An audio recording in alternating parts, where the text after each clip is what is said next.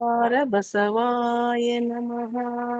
ಮಕಾರ ಬಸವಾಯ ನಮಃ.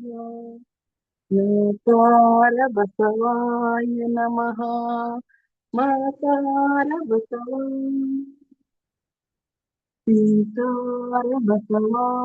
ನಮಃ. ವಕಾರ ಬಸವಾಯ ನಮಃ. ಯಕಾರ ಬಸವಾಯ ನಮಃ. ಓಂಕಾರ ಬಸವಾಯ ನಮಃ. ರೀಂಕಾರ ಬಸವಾಯ ನಮಃ. ಸಂಗಮೇಶ್ವರ ಬಸವಾಯ ನಮಃ. ಪ್ರತ್ಯಕ್ಷ ಕಪಿಲ ಸಿದ್ಧ ಮಲ್ಲಿಕಾರ್ಜುನ ಬಸವಾಯ ನಮೋ ನಮಃ. ಬಸವಾಯ ನಮೋ ನಮಃ. ಬಸವಾಯ ನಮೋ ನಮಃ. ಶರಣು ಶರಣಾರ್ಥಿಗಳು. ಶಟಸ್ಥಲ ಮರ್ಮ. ನಾವು ಉದಯಿಸಿ ಬಂದದ್ದು ಹೀಗೆ. ಸಹಜದಿಂದ ನಿರಾಲಂಬಕ್ಕೆ ಬಂದು, ನಿರಾಲಂಬದಿಂದ ನಿರಂಜನ ಲಿಂಗಕ್ಕೆ ಬಂದು, ನಿರಂಜನ ಲಿಂಗದಿಂದ ನಿಶೂನ್ಯ ಲಿಂಗಕ್ಕೆ ಬಂದು, ನಿಶೂನ್ಯ ಲಿಂಗದಿಂದ ನಿಷ್ಕಲ ಲಿಂಗಕ್ಕೆ ಬಂದು, ನಿಷ್ಕಲ ಲಿಂಗದಿಂದ ಆತ್ಮತತ್ವದ ಐಕ್ಯ ಸ್ಥಳದ ಮಹಾಲಿಂಗದಲ್ಲಿ ಓಂಕಾರ ಪ್ರಣವ ಸ್ವರೂಪರಾಗಿ, ಆಕಾಶ ತತ್ವದ ಶರಣ ಸ್ಥಳದ ಪ್ರಸಾದ ಲಿಂಗದಲ್ಲಿ ಯಕಾರ ಪ್ರಣವ ಸ್ವರೂಪರಾಗಿ, ವಾಯು ತತ್ವದ ಪ್ರಾಣಲಿಂಗಿ ಸ್ಥಳದ ಜಂಗಮಲಿಂಗದಲ್ಲಿ ಅಕಾರ ಪ್ರಣವ ಸ್ವರೂಪರಾಗಿ, ಅಗ್ನಿ ತತ್ವದ ಪ್ರಸಾದಿ ಸ್ಥಳದ ಶಿವಲಿಂಗದಲ್ಲಿ ಶಿಕಾರ ಪ್ರಣವ ಸ್ವರೂಪರಾಗಿ, ಅಪ್ಪು ತತ್ವದ ಮಹೇಶ್ವರ ಸ್ಥಳದ ಗುರುಲಿಂಗದಲ್ಲಿ ಮಕಾರ ಪ್ರಣವ ಸ್ವರೂಪರಾಗಿ, ಪೃಥ್ವಿ ತತ್ವದ ಭಕ್ತ ಸ್ಥಳದ ಆಚಾರ ಲಿಂಗದಲ್ಲಿ ನಕಾರ ಪ್ರಣವ ಸ್ವರೂಪರಾಗಿ, ಮಹಾಲಿಂಗದ ಆಣತಿ ಬಿಡಿದು ಪವಿತ್ರವಾದ ತಂದೆ ತಾಯಿಗಳ ಚಿದ್ಗರ್ಭದಿಂದ ಉದಯಿಸಿ ಈ ಲಿಂಗಲೀಲಾ ಕ್ರಿಯಾ ಭೂಮಿಗೆ ಬಂದಿದ್ದೇವೆ. ಆದ್ದರಿಂದ ನಮ್ಮ ಮೂಲ ಸ್ವರೂಪದ ಹೆಸರು ನಮಃ ಶಿವಾಯ ಓಂ ಬಸವ. ನಮಃ ಶಿವಾಯ ಓಂ ಬಸವ. ನಮಃ ಶಿವಾಯ ಓಂ ಬಸವ. ಸರ್ವರಿಗೂ ಭಕ್ತಿಪೂರ್ವಕ ಶರಣು ಶರಣಾರ್ಥಿಗಳು. ಅವಕಾಶಕ್ಕಾಗಿ ಧನ್ಯವಾದಗಳು. ಓಂ ಶ್ರೀ ಗುರು ಎಲ್ಲ ಬಸವಲಿಂಗಾಯ ನಮಃ. ಶರಣ ತಂದೆ ತಾಯಂದ್ರಿಗೂ ಶರಣು ಶರಣಾರ್ಥಿಗಳು. ಅಪ್ಪರೇ ಶರಣು ಶರಣಾರ್ಥಿಗಳು. ಶರಣ ಶರಣಾರ್ಥಿಗಳೇ. ಓಂ ಶ್ರೀ ಗುರು ಬಸವಲಿಂಗಾಯ ನಮಃ. 2154ನೇ ದಿನದ ಸ್ವಾನುಭವ ದಿನದಲ್ಲಿ ಬಸವ ಸ್ತುತಿ ಹಾಗೂ ಶಟಸ್ಥಲ ಮರ್ಮದೊಂದಿಗೆ ಚಾಲನೆ ನೀಡತಕ್ಕಂತ ಅನ್ನಪೂರ್ಣತಾಯವರಿಗೂ ಭಕ್ತಿಯ ಶರಣು ಶರಣಾರ್ಥಿಗಳು. ಸಿದ್ಧಾರೂಢಪ್ಪರೇ ಶರಣು ಶರಣಾರ್ಥಿಗಳಪ್ಪರೇ ಶರಣು ಶರಣಾರ್ಥಿಗಳು. ಶರಣು ಶರಣಾರ್ಥಿಗಳು. ಇಂದಿನ ಸ್ವಾನುಭವದ ಸಂತೋಷದಲ್ಲಿ ಭಾಗವಹಿಸಿದ ಎಲ್ಲಾ ಶರಣ ತಂದೆ ತಾಯಿಗಳು, ಶರಣ ಶರಣಾರ್ಥಿಗಳು. ಇಂದು ಸ್ವಾನುಭವ ನೆಲೆಯಲ್ಲಿ ಶರಣರ ಶಿವಯೋಗದ ಬಗ್ಗೆ ಜೈನ ಮೌಲ್ಯಪ್ಪರಿಂದ ಅನುಭವ ಇರ್ತದೆ. ಅದರಲ್ಲಿ 3ನೇ ಭಾಗ ಶಿವಯೋಗದ ಪ್ರಯೋಗ. ಅದರಲ್ಲಿ ಲಿಂಗಾನುಸಂಧಾನ, ಸಕಿಲಗಳು ಮತ್ತು ಇಷ್ಟಲಿಂಗ ಪೂಜೆ ಈ ವಿಷಯಗಳ ಬಗ್ಗೆ ಅನುಭವ ಹಂಚ್ಕೊಳ್ತಿದ್ದಾರೆ. ಅಪ್ಪರೇ ಶರಣ ಶರಣಾರ್ಥಿ ಅಪ್ಪರೇ. ಶರಣು ಶರಣಾರ್ಥಿ ಅನ್ನ ಧ್ವನಿ ಕೇಳಿಸ್ತಾ ಇದೆ? ಧ್ವನಿನೂ ಕೇಳಿಸ್ತದೆ ಅಪ್ಪರೇ, ಸ್ಕ್ರೀನ್ ಕಾಣಿಸ್ತಾ ಇದೆ ಅಪ್ಪರೇ. ಪ್ರಾರಂಭಿಸಿ. ಓಕೆ, ಆಯ್ತು. ಓಂ ಶ್ರೀ ಗುರು ಬಸವಲಿಂಗಾಯ ನಮಃ. ಎಲ್ಲರಿಗೂ ಶರಣು ಶರಣಾರ್ಥಿಗಳು. ನಿನ್ನೆ ಸಾಯಂಕಾಲದ ತನಕ ಮಲ್ಲೂರಿನ ಅಪ್ಪರೇ ಶರಣು ಶರಣಾರ್ಥಿಗಳು. ಶರಣು ಶರಣಾರ್ಥಿ ತಾಯಿ. ನಿನ್ನೆ ಒಂದು ಆನಂದಮಯವಾದ ಶಿವಾನಂದಮಯವಾದ ವಾತಾವರಣದಲ್ಲಿ ಶನಿವಾರ ರವಿವಾರ ಮಲ್ಲೂರಿನಲ್ಲಿ ಕಳೆದುಕೊಂಡು ಇನ್ನೂ ಆ ಮಧುರ ಕ್ಷಣಗಳನ್ನ ಮರೆಯೋಕ್ಕೆ ಆಗ್ತಾ ಇಲ್ಲ. ಅಷ್ಟೊಂದು ಅನುಭವಿಗಳ ಮಾತುಗಳು. ಹೇಗೆ ಅಲ್ಲಿ ಸಮಯ ಹೋಯಿತು. ಬೆಳಿಗ್ಗೆ 8ರಿಂದ ರಾತ್ರಿ 9ರವರೆಗೆ, ನಡುವೆ ಒಂದು 5 ನಿಮಿಷ ಕೂಡ, ಅಂದರೆ ಅಷ್ಟೊಂದು ನಾವು ಆ ನಮ್ಮ ಯೋಗದಲ್ಲಿ, ಶಿವಯೋಗದಲ್ಲಿ ಅಲ್ಲಿರುವ ಒಂದು ಅನುಭವದ ಪಾಠಗಳಲ್ಲಿ ತಲ್ಲೀನರಾಗಿದ್ವಿ. ಆ ಒಂದು ವಾತಾವರಣ ಎಷ್ಟೊಂದು ಸೊಗಸಾದ ವಾತಾವರಣವಾಗಿತ್ತು. ಅಲ್ಲಿ ಏನು ನಡೆಯಿತು, ಹೇಗೆ ಅದನ್ನೆಲ್ಲ ನಾವು ಆಸ್ವಾದಿಸಿಕೊಂಡೆವು, ಎಷ್ಟೊಂದು ಅನುಭವಿಗಳ ಸುಂದರವಾದ ಮಾತುಗಳು. ಬಹಳ ಚೆನ್ನಾಗಿತ್ತು, ಬಹಳ ಚೆನ್ನಾಗಿತ್ತು. ಆ ಕಮ್ಮಟ ಆಯೋಜಕರಿಗೆ, ಸಂಘಟಕರಿಗೆ ನಮ್ಮ ಸ್ವಾನುಭವದ ನೆಲೆಯ ಎಲ್ಲ ಸದಸ್ಯರ ಪರವಾಗಿ ಹೃತ್ಪೂರ್ವಕ ಅಭಿನಂದನೆಗಳನ್ನ ಮತ್ತು ಧನ್ಯವಾದಗಳನ್ನ ಹಾಗೆ ಶರಣಾರ್ಥಿಗಳನ್ನ ತಿಳಿಸಿ ನಾವು ಮತ್ತೆ ಎಂದಿನಂತೆ ಶರಣರ ಶಿವಯೋಗದ ಪಾಠಗಳನ್ನ ಮುಂದುವರಿಸೋಣ. ಶರಣರ ಶಿವಯೋಗ ಒಂದು ವಿಶಾಲವಾದ ಅಧ್ಯಯನದಲ್ಲಿ ನಾವು ತೊಡಗಿದ್ದೇವೆ. ಅದನ್ನ ನಮ್ಮ ಅನುಕೂಲಕ್ಕಾಗಿ ಭಾಗ 1, ಭಾಗ 2, ಭಾಗ 3 ಅಂತ ಮಾಡಿಕೊಂಡು ಭಾಗ 1ರಲ್ಲಿ ಶರಣರ ಶಿವಯೋಗದ ಅಭ್ಯಸನ ಮಾಡಿದ್ವಿ. ಭಾಗ 2ರಲ್ಲಿ ಅಂಗದಿಂದ ಲಿಂಗದತ್ತ ನಮ್ಮ ಪಯಣ ಹೇಗೆ ಸಾಗಬೇಕು ನೋಡಿಕೊಂಡು, ಭಾಗ 3ರಲ್ಲಿ ಈಗ ಶಿವಯೋಗದ ಪ್ರಯೋಗವನ್ನ ಹೇಗೆ ಮಾಡಿಕೊಳ್ಳಬೇಕು ನಮ್ಮ ದಿನನಿತ್ಯ ಜೀವನದಲ್ಲಿ ಅನ್ನೋದನ್ನ ನೋಡ್ಕೊಳ್ತಾ ಇದ್ದೀವಿ. ಅಧ್ಯಾಯ 1ರಲ್ಲಿ ಲಿಂಗಾನುಸಂಧಾನ ಅನ್ನೋ ಒಂದು ಅಧ್ಯಯನದಲ್ಲಿ ನಾವು ಇವತ್ತು ತೊಡಗಿದ್ದೇವೆ. ಇವತ್ತು ನಾವು ಮುಂದಿನ ಒಂದು ಲಿಂಗ, ಮಹಾಲಿಂಗ, ಅದರ ಬಗ್ಗೆ ಇವತ್ತು ನಾವು ನೋಡುವವರಿದ್ದೇವೆ. ಮಹಾಲಿಂಗ ಎಲ್ಲಿದೆ?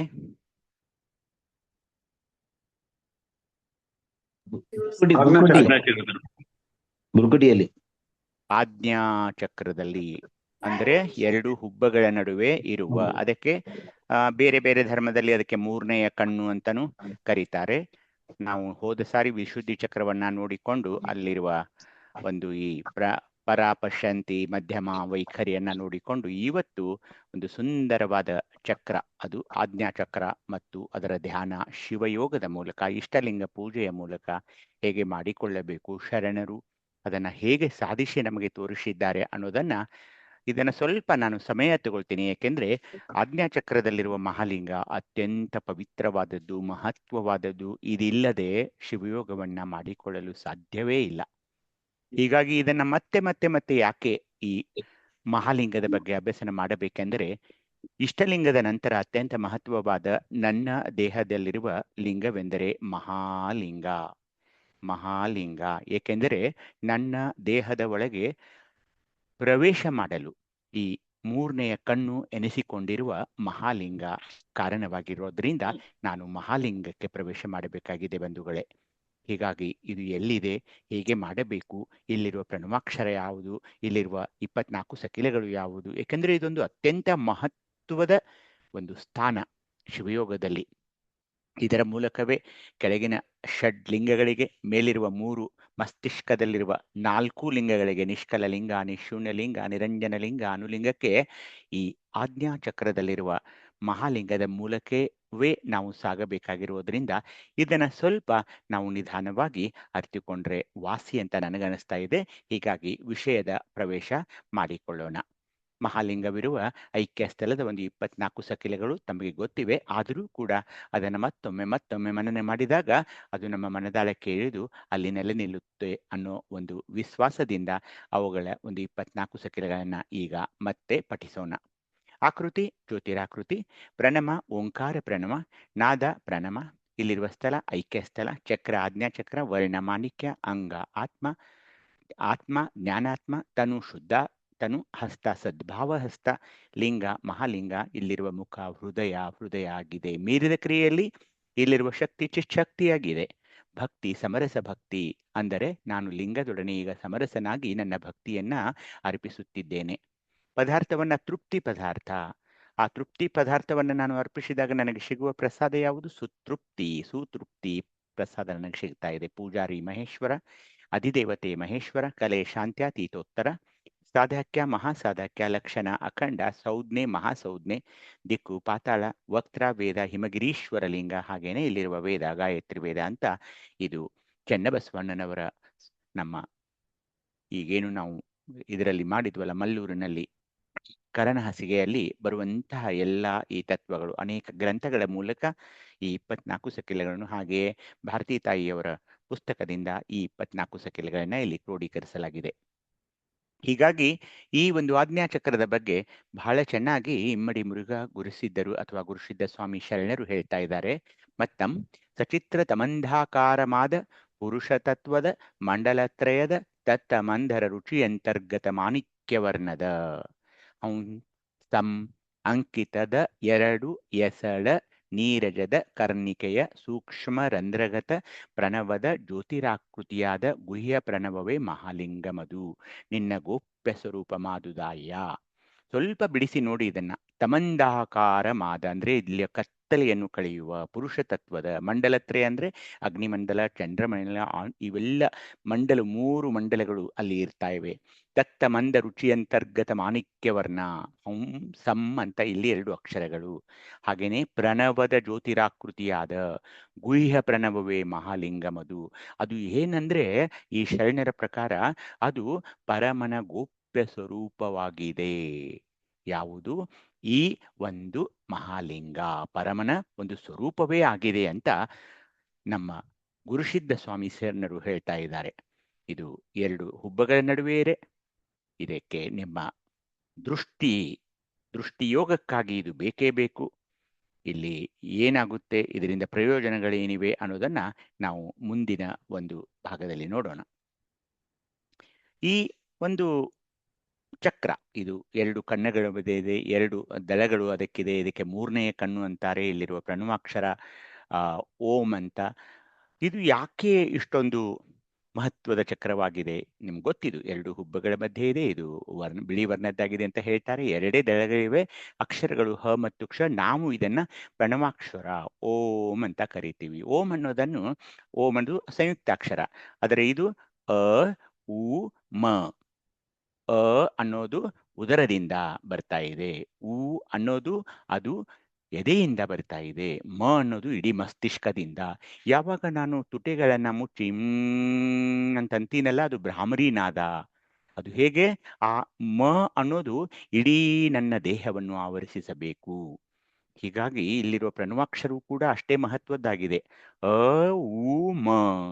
ಲಿಂಗದ ಮುಖ ಹೃದಯ, ಪ್ರಸಾದ ನಾನಾಗಲೇ ಹೇಳಿದ ಹಾಗೆ ಸುತೃಪ್ತಿ, ಪ್ರಸಾದ ಇದೆ. ಇಲ್ಲಿ ಮಹಾಲಿಂಗ ಇದೆ ಬಂಧುಗಳೇ. ಹೀಗಾಗಿ ಇದು ಅತ್ಯಂತ ಮಹತ್ವವಾದ ಒಂದು ಚಕ್ರ. ಹೀಗಾಗಿ ಇಲ್ಲಿ ಓಂ ಅಕ್ಷರದ ಒಂದು ವಿಸ್ತರಣೆಯನ್ನ ತಾವೆಲ್ಲರೂ ಹಿಂದೆ ಇದನ್ನ ಮಾಡಿದ್ರಿ, ಚಿತ್ರವನ್ನ ತೆಗೆದು ಕಳಿಸಿದ್ರಿ.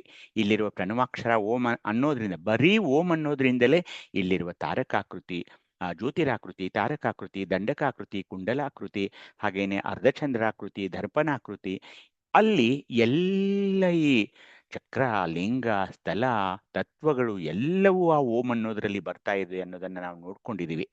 ಯೋಗಾಂಗ, ಭೋಗಾಂಗ, ತ್ಯಾಗಾಂಗ ಅನ್ನಿ, ಪ್ರಾಣಲಿಂಗ, ಇಷ್ಟಲಿಂಗ, ಭಾವಲಿಂಗ ಅನ್ನಿ, ಇವೆಲ್ಲವನ್ನ ಅದು ಓಂ ಅನ್ನೋ ಅಕ್ಷರ ಅದು ಒಳಗೊಂಡಿದೆ. ಹೀಗಾಗಿ ನಾವು ನಿಧಾನವಾಗಿ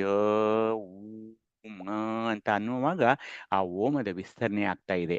ಹೀಗಾಗಿ ಓಂ ಅಂತ ಬೇಗನೆ ಅಂದು ಮುಗಿಸಬಾರ್ದು, ನಿಧಾನವಾಗಿ. ನೀವು ಅ ಉ ಮ ಅಂದಿದ್ರು ಓಂ ಅನ್ನುವಾಗ ಕೂಡ ಅದನ್ನ ನಿಧಾನವಾಗಿ ಅನ್ಬೇಕು ಅಂತ ತಮ್ಮಲ್ಲಿ ಬೇಡ್ಕೊಳ್ತಾ ಇದ್ದೀನಿ.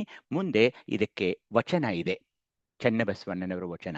ಐಕ್ಯಂಗೆ ಅಂದ್ರೆ ಈ ಐಕ್ಯ ಸ್ಥಳದಲ್ಲಿರುವ ಮಹಾಲಿಂಗಕ್ಕೆ ಆತ್ಮನೇ ಅಂಗ, ಆ ಅಂಗಕ್ಕೆ ಸದ್ಭಾವವೇ ಹಸ್ತ, ಆ ಹಸ್ತಕ್ಕೆ ಮಹಾಸಾಧಾಕ್ಯ, ಆ ಸಾಧಾಕ್ಯಕ್ಕೆ ಚಿಚ್ಛಕ್ತಿ, ಆ ಶಕ್ತಿಗೆ ಮಹಾಲಿಂಗ, ಆ ಲಿಂಗಕ್ಕೆ ಶಾಂತ್ಯಾತೀತೋತ್ತರವೇ ಕಲೆ, ಆ ಕಲೆಗೆ ಹೃದಯೇಂದ್ರಿಯವೇ ಮುಖ, ಆ ಮುಖಕ್ಕೆ ಸುಪರಿಣಾಮ ದ್ರವ್ಯಗಳನ್ನ ರೂಪ ರುಚಿ ತೃಪ್ತಿಯನ್ನರಿದು ಸಮರಸ ಭಕ್ತಿಯಿಂದ ಅರ್ಪಿಸಿ ಆ ಸುಪರಿಣಾಮ ಪ್ರಸಾದವ ಭೋಗಿಸಿ ಸುಖಿಸುತಿಹನು ಕೂಡಲ ಚೆನ್ನಸಂಗ ನಿಮ್ಮ ಲಿಂಗೈಕ್ಯನು ಅಂತ ಚನ್ನಬಸವಣ್ಣನವರು ಇಲ್ಲಿಯ ಅಂದರೆ ಐಕ್ಯ ಸ್ಥಳದಲ್ಲಿರುವ ಮಹಾಲಿಂಗದ ವರ್ಣನೆಯನ್ನ ಮಾಡ್ತಾ ಇದ್ದಾರೆ.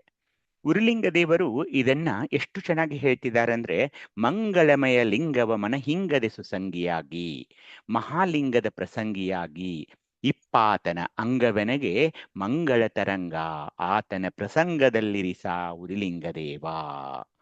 ಎಷ್ಟು ಚೆನ್ನಾಗಿದೆ ನೋಡಿ. ಮಂಗಳಮಯ ಲಿಂಗವ ಮನ ಹಿಂಗದೆ ಸುಸಂಗಿಯಾಗಿ, ಮಹಾಲಿಂಗದ ಪ್ರಸಂಗಿಯಾಗಿ, ಇಪ್ಪಾತನ ಅಂಗವೆನಗೆ ಮಂಗಳ ತರಂಗ ಅಂದರೆ ತರಂಗ, ಮಂಗಳ ತರಂಗ, ಆತನ ಒಂದು ಸನ್ನಿಧಿಯಲ್ಲಿರಿಸು. ಪ್ರಸಂಗದಲ್ಲಿರಿಸ ಅಂದಾಗ ಆತನ ಸನ್ನಿಧಿಯಲ್ಲಿರಿಸುವಂತ ಉರುಲಿಂಗ ದೇವರು ಈ ವಚನವನ್ನ, ಮಹಾಲಿಂಗವನ್ನ ಒಂದು ಪ್ರಾರ್ಥನೆಯ ಸ್ವರೂಪದಲ್ಲಿ ನಮಗೆ ಕೊಡ್ತಾ ಇದ್ದಾರೆ.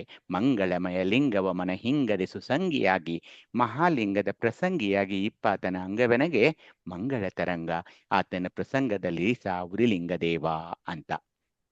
ಹಾಗೇನೆ ಜಂಗಮಲಿಂಗ ಪ್ರಭು ಅಂತ ಒಬ್ಬ ವಚನಕಾರರು ಅಥವಾ ಶರಣರು ಇಷ್ಟು ಚೆನ್ನಾಗಿ ಹೇಳ್ತಿದ್ದಾರೆ ನೋಡಿ. ಉಲುಹಿಲ್ಲದ ಬ್ರಹ್ಮಾರಣ್ಯದೊಳಗೊಂದು. ಉಲುಹಿಲ್ಲಂದ್ರೆ ಯಾವುದೇ ಶಬ್ದವಿಲ್ಲದ, ಯಾವುದೇ ಗೊಂದಲವಿಲ್ಲದ, ಯಾವುದೇ ಗದ್ದಲವಿಲ್ಲದ ಒಂದು ನಿಶ್ಶಬ್ದ ವಾತಾವರಣವಿರುವ ಬ್ರಹ್ಮಾರಣ್ಯದೊಳಗೊಂದು ಮಹಾಲಿಂಗ ಉದಯವಾಯಿತು ನೋಡ. ಅದನ್ನ ನೋಡ್ಬೇಕಂತ ಹೋದೆ. ಆ ಲಿಂಗವ ನೋಡ ಹೋದರೆ, ಆ ಲಿಂಗವ ನಾನು ಇಷ್ಟಲಿಂಗ ಪೂಜೆಯಲ್ಲಿ ನೋಡಲು ಹೋದರೆ ನೋಡಿ ಹೇಗೆ ಹೇಳ್ತಿದ್ದಾರೆ, ನೋಡುವ ಕಂಗಳು ತಾವೇ ಲಿಂಗವಾದವಯ್ಯ. ನೋಡಿ ಹೇಗೆ ವಚನಗಳು ಬರ್ತಾ ಇವೆ. ಹೀಗಾಗಿ ನಾವು ವಚನಗಳನ್ನ ಓದಬೇಕು, ಪ್ರತಿಯೊಂದು ಶಬ್ದವನ್ನ ನೋಡ್ಬೇಕಲ್ಲಿ. ಆ ಮಹಾಲಿಂಗವ ನೋಡ ಹೋದರೆ ನನ್ನ ನೋಡುವ ಕಣ್ಣುಗಳೇ ತಾವೇ ಲಿಂಗವಾದವಯ್ಯ. ಜಂಗಮಲಿಂಗ ಪ್ರಭುಗಳ ಒಂದು ಇದು ಶಿವಯೋಗದ ವಚನ. ಆ ಮಹಾಲಿಂಗವ ನಾನು ನೋಡ ಹೋದರೆ ನನ್ನ ನೋಡುವ ಕಣ್ಣುಗಳು ತಾವೇ ಲಿಂಗವಾದವಯ್ಯ. ಆ ಲಿಂಗವ ಹಸ್ತದಲ್ಲಿ ಮುಟ್ಟಿ, ಅಂದರೆ ನನ್ನ ಕರಹಸ್ತದಲ್ಲಿ ಇಷ್ಟಲಿಂಗದಲ್ಲಿ ಅದನ್ನ ಇಟ್ಟುಕೊಂಡು ಮುಟ್ಟಿ ಸ್ಪರ್ಶಿಸಿ ಪೂಜೆಯ ಮಾಡುವೆನೆಂದರೆ ಆ ಹಸ್ತಗಳು ತಾವೇ ಲಿಂಗವಾದವಯ್ಯ. ಶಬ್ದಗಳನ್ನ ಗಮನಿಸಿ ಬಂಧುಗಳೇ. ಕಣ್ಣುಗಳು ಲಿಂಗವಾದವು, ಹಸ್ತಗಳು ಲಿಂಗವಾದವು. ಆ ಲಿಂಗವ ಭಾವದಲ್ಲಿ ಭಾವಿಸೇನೆಂದರೆ ಆ ಭಾವವೂ ತಾ ಲಿಂಗವಾಯಿತು ನೋಡ ಅನ್ನೋದಾಗ ಏನ್ ನೋಡಿ, ಏನ್ ಬರಿತಿದಾರ ನೋಡಿ. ಇಂತಪ್ಪ ಆ ಮಹಾಲಿಂಗವನ್ನಪ್ಪಿ ತಾ ಮಹಾಲಿಂಗವಾದ ಬಳಿಕ ಇಂತು ಅದೇಕೆ ಆವ ಚಿಂತೆ ಹೇಳ ಜಂಗಮಲಿಂಗ ಪ್ರಭುವೆ ಅನ್ನುವಾಗ ಏನ್ ಚಿಂತೆ ಇದೆ ರೀ ನಮಗೆ? ಈ ವಚನವನ್ನ ಕಂಠಸ್ಥ ಮಾಡಬೇಕು. ಉಲುಹಿಲ್ಲದ ಬ್ರಹ್ಮಾರಣ್ಯದೊಳಗೊಂದು ಆ ಲಿಂಗ ಉದವಾಯಿತು ನೋಡುತ್ತಾ. ಲಿಂಗವ ನೋಡ ಹೋದರೆ ನನ್ನ ನೋಡುವ ಕಣ್ಣುಗಳು ತಾವೇ ಲಿಂಗವಾದವು, ನನ್ನ ಹಸ್ತಗಳು ಲಿಂಗವಾದವು, ನನ್ನ ಭಾವವು ಲಿಂಗವಾಯಿತು. ಇಂಥ ಮಹಾಲಿಂಗವನ್ನು ನಾನು ಅಪ್ಪಿ ನಾನೇ ಮಹಾಲಿಂಗವಾದ ಬಳಿಕ ಯಾವ ಚಿಂತೆ ರೀ ನನಗೆ? ಯಾವ ಚಿಂತೆ ಇರುತ್ತೆ ಹೇಳಿ ಅನ್ನೋದು ಈ ಶರಣರ ಒಂದು ಸುಂದರವಾದ ಶಿವಯೋಗದ ವಚನ. ಅವರೊಬ್ಬ ಶಿವಯೋಗಿಯಾಗಿ ಈ ವಚನವನ್ನ ಬರೆದಿರಲೇಬೇಕು ಅಂತ ಭಾವನೆಯೊಂದಿಗೆ ಕಿನ್ನರಿ ಬ್ರಹ್ಮಯ್ಯನವರು ಎಷ್ಟು ಚೆನ್ನಾಗಿ ಹೇಳ್ತಿದ್ದಾರೆ ನೋಡಿ. ಭಕ್ತಿ ಸ್ಥಳವನರಿದು ತಮ್ಮ ಭಕ್ತಿ ಸ್ಥಳದಲ್ಲಿ ಬಯಲಾದರು ಸಂಗನ ಬಸವರಾಜ ದೇವರು. ಮಾಹೇಶ್ವರ ಸ್ಥಳವನರಿದು ತಮ್ಮ ಮಾಹೇಶ್ವರ ಸ್ಥಳದಲ್ಲಿ ಬಯಲಾದರು ಮಡಿವಾಳ ಮಾಚಿ ತಂದೆಗಳು. ಪ್ರಸಾದಿ ಸ್ಥಳವನರಿದು ತಮ್ಮ ಪ್ರಸಾದಿ ಸ್ಥಳದಲ್ಲಿ ಬಯಲಾದರು ಬಿಬ್ಬಿ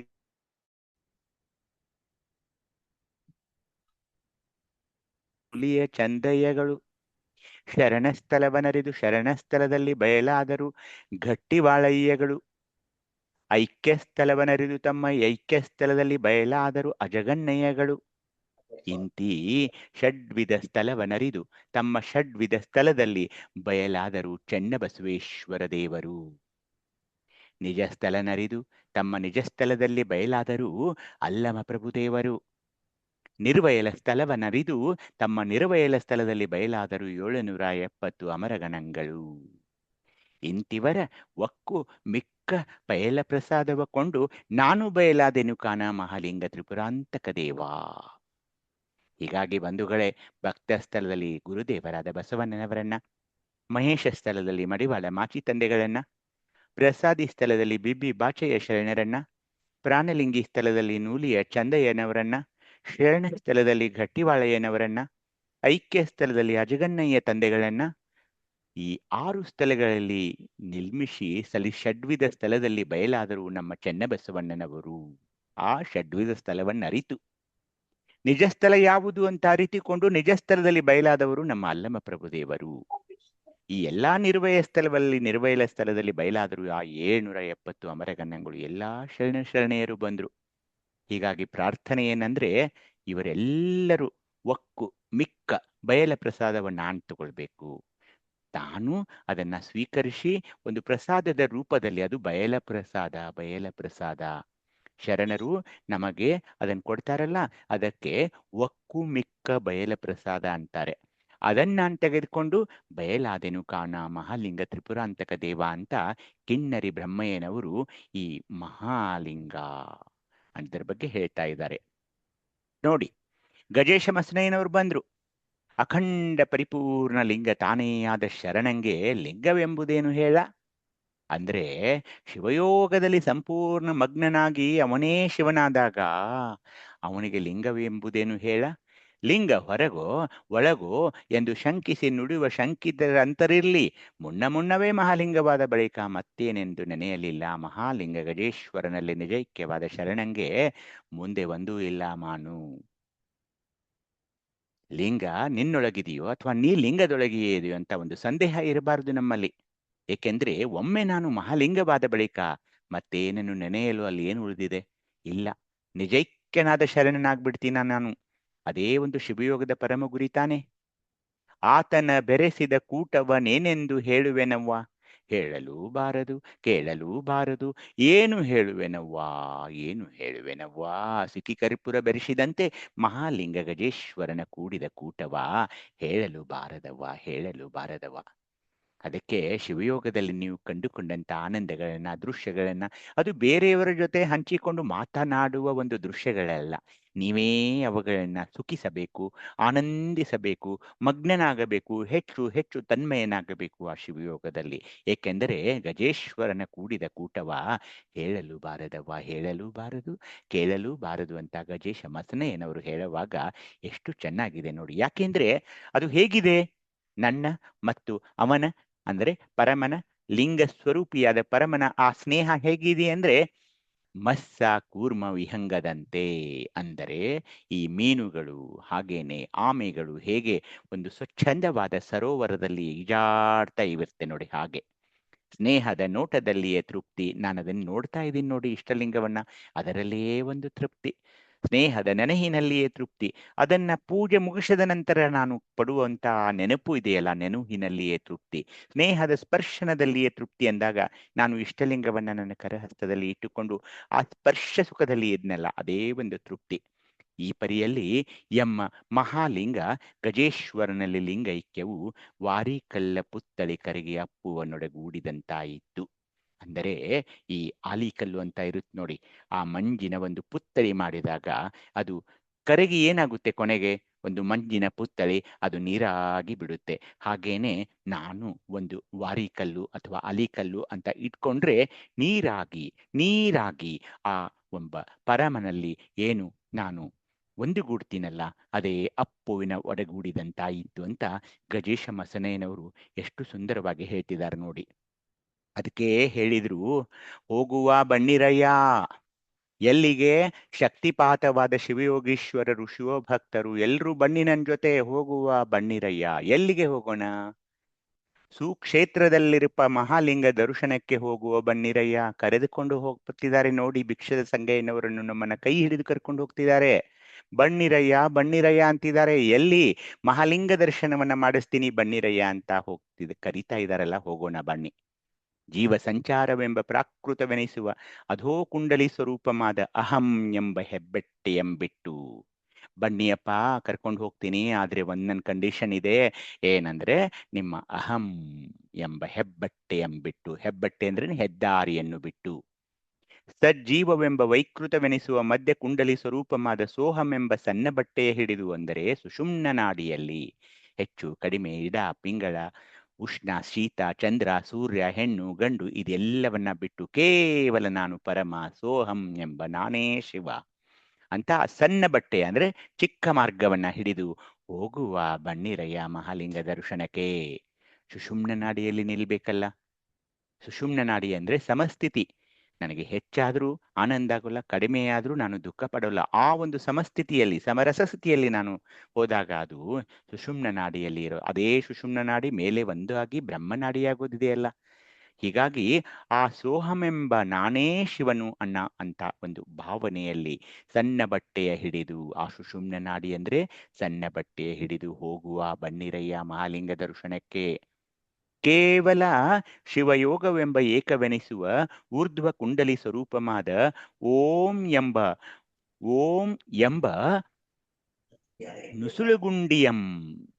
ನುಸುಳುಗಂಡಿಯಂ ಅಂದ್ರೆ ಗುಂಡಿಯಂ ನುಸಿದು ಹೋಗುವ ಬನ್ನಿರಯ್ಯ ಮಹಾಲಿಂಗ ದರ್ಶನಕ್ಕೆ. ಏನ್ ಬೇಕು ನನಗೆ? ಇಲ್ಲಿ ಕೇವಲ ಒಂದೇ ಓಂ ಓಂ ಓಂ ಅಂತ ಆ ಮಂತ್ರದಲ್ಲಿ ಪಠಿಸುತ್ತಾ ನಾನು, ಏಕೆಂದ್ರೆ ಅದೊಂದು ನುಸುಳು ಗುಂಡಿ, ಆ ಗುಂಡಿಯ ಮೂಲಕ ನಾನು ಒಳಗೆ ಹೋಗ್ಬೇಕಾಗಿದೆ. ಹೀಗಾಗಿ ಇದು ಮುಂದೆ ಏನ್ ಮಾಡ್ಬೇಕು? ಇಲ್ಲಿ ಏನ್ ಮಾಡಿದ್ದಾರೆ ಅವರು ನೋಡಿ. ಮಧ್ಯದಲ್ಲಿ ಏಕಮಂಡಲಾಕಾರ ಮಾಡಿ ಆ ಕಮಲ ಮಧ್ಯದಲ್ಲಿ ಮೂರ್ತಿಗೊಂಡಿಪ್ಪ ಮಹಾಲಿಂಗ. ಇಲ್ಲಿ 2 ದಳವಿರುವ ಕಮಲ ಇದೆ. ಆ ಕಮಲದ ಮಧ್ಯದಲ್ಲಿ ಮೂರ್ತಿಗೊಂಡಿದೆ ಈ ಮಹಾಲಿಂಗ. ಜೀವ ಮತ್ತು ಪರಮರಿಬ್ಬರ ಅಂದ್ರೆ ನಾನು ಪರಮ. ಜೀವ ಅಂದ್ರೆ ನಾನು, ಪರಮ ಅಂದ್ರೆ ಆತ. ಜೀವ ಪರಮರಿಬ್ಬರ ಅನೇಕಾರ್ಥವನ್ನ ಮಾಡಿ ಒಂದೇ ಮಾಡಿ ಶಾಂಭವಿ ಮುದ್ರಣ ಅಂದ್ರೆ ಏನು, ನೀವು ಇಷ್ಟಲಿಂಗಬೈನ ಕರದಲ್ಲಿ ಹಸ್ತದಲ್ಲಿ ಇಟ್ಕೊಂಡು ನೋಡ್ತಾ ಇದ್ದೀರಲ್ಲ, ಅದು ಒಂದೇ ದೃಷ್ಟಿಯಾಗಿ ನೋಡ್ತಾ ಇದ್ದೀರಿ 2 ಕಣ್ಣುಗಳಿಂದ, ಅದಕ್ಕೆ ಶಾಂಭವಿ ಮುದ್ರಾ ಅಂತಾರೆ. ಶಾಂಭವಿ ಮುದ್ರಾನುಸಂಧಾನದಿಂದೇ ಅಧೋಮುಖ ಕಮಲವೆಲ್ಲ ಊರ್ಧ್ವಮುಖವಾಗಿ ಅಂದ್ರೆ ಕೆಳಗಿನಿಂದ 4 ದಳ 6 ದಳ 10 ದಳ 12 ದಳ 16 ದಳ ಇವನ್ನೆಲ್ಲ ಕಮಲ ಹೂವುಗಳ ದಳಗಳು ಈಗ ಮೇಲೆ ಮುಖ ಮಾಡಿ ಅವೆಲ್ಲ ಎಲ್ಲಿ ನೋಡ್ತಾ ಇವೆ ಈಗ, ಅವು 2 ದಳದಿರುವ ಮಹಾಲಿಂಗವನ್ನ ನೋಡ್ತಾ ಇವೆ ಶಿವಯೋಗದಲ್ಲಿ. ಆ ಕಮಲ ಸೂತ್ರ ವಿಡಿದಿಹ ಷಡಾಧಾರ ಚಕ್ರಂಗಳ ಊರ್ಧ್ವಮುಖವಾಗಿ ಆ ಕಮಲದಲ್ಲಿ ಅಡಗಿ ಇವೆಲ್ಲ ಮೇಲಿಂದ ಕೆಳಗಿನ ತನಕ ಅವೆಲ್ಲ ಎಲ್ಲಿ ಬರ್ತಾ ಇವೆ ಈಗ, ಆ ಕಮಲದ ಎಸಳು ಇಲ್ಲಿ ಮಹಾಲಿಂಗಕ್ಕೆ ಬಂದಾಗ ಆ ಎಲ್ಲ ಎಸಳುಗಳು ಕೂಡಿ 52 ಆಗಿ ಎಸೆಯುತ್ತಿರುತ್ತವು. ಅಂದ್ರೆ ಎಲ್ಲ ಅಕ್ಷರಗಳು 52 ಅಕ್ಷರಗಳು ಬಂದ್ವು ನೋಡಿ. ಪರಿಪೂರ್ಣ ಜ್ಞಾನ ದೃಷ್ಟಿಯಂ ಆ ಮಹಾಲಿಂಗಮಂ ನಿರೀಕ್ಷಿಸಲು ಆ ಕಮಲದಲ್ಲಿ ಮಹಾಲಿಂಗ ಸ್ವರೂಪವಾಗಿ ಸಕಲ ಕರ್ಣೇಂದ್ರಿಯಗಳು ಗುದ ಗುಹ್ಯ ಪಾದ ಪಾಣಿ ವಾಕ್ ಆ ಮಹಾಲಿಂಗದಲ್ಲಿಯೇ ಅಡಗಿ ಸುನಾದ ಬ್ರಹ್ಮವೆಂಬ ಇಷ್ಟವೇ ಮಹಾಲಿಂಗವೆಂದರಿತು ನೋಡುತ್ತಿರಲು ನನ್ನ ಕರಹಸ್ತದಲ್ಲಿರುವ ಇಷ್ಟಲಿಂಗ ಹೊರದೃಷ್ಟಿಯಿಂದ ನೋಡುತ್ತಾ ಒಳಗಿನ ದೃಷ್ಟಿಯನ್ನ ನಾನು ಅಂತರಂಗದ ದೃಷ್ಟಿಯನ್ನ 2 ಕಣ್ಣುಗಳ ಮಧ್ಯದಲ್ಲಿರುವ ಈ ಆಜ್ಞಾಚಕ್ರದಲ್ಲಿರುವ ಮಹಾಲಿಂಗ ಆ ಇಷ್ಟಲಿಂಗ ಬೇರೆಯಲ್ಲ ಈಗ ಈ ಮಹಾಲಿಂಗ ಬೇರೆಯಲ್ಲ ಅಂತ ನೋಡ್ತಾ ನೋಡ್ತಾ ಇರುವಾಗ ಜ್ಯೋತಿರ್ಮಯವಾಗಿ ಕಾಣಿಸುತ್ತಿಪ್ಪುವುದು, ಬೆಳಕು ಕಾಣಿಸುತ್ತಿಪ್ಪುದು. ಅದೇ ಜೀವಪರಮರೈಕ್ಯವು, ಅದೇ ಲಿಂಗಾಂಗ ಸಂಬಂಧವು.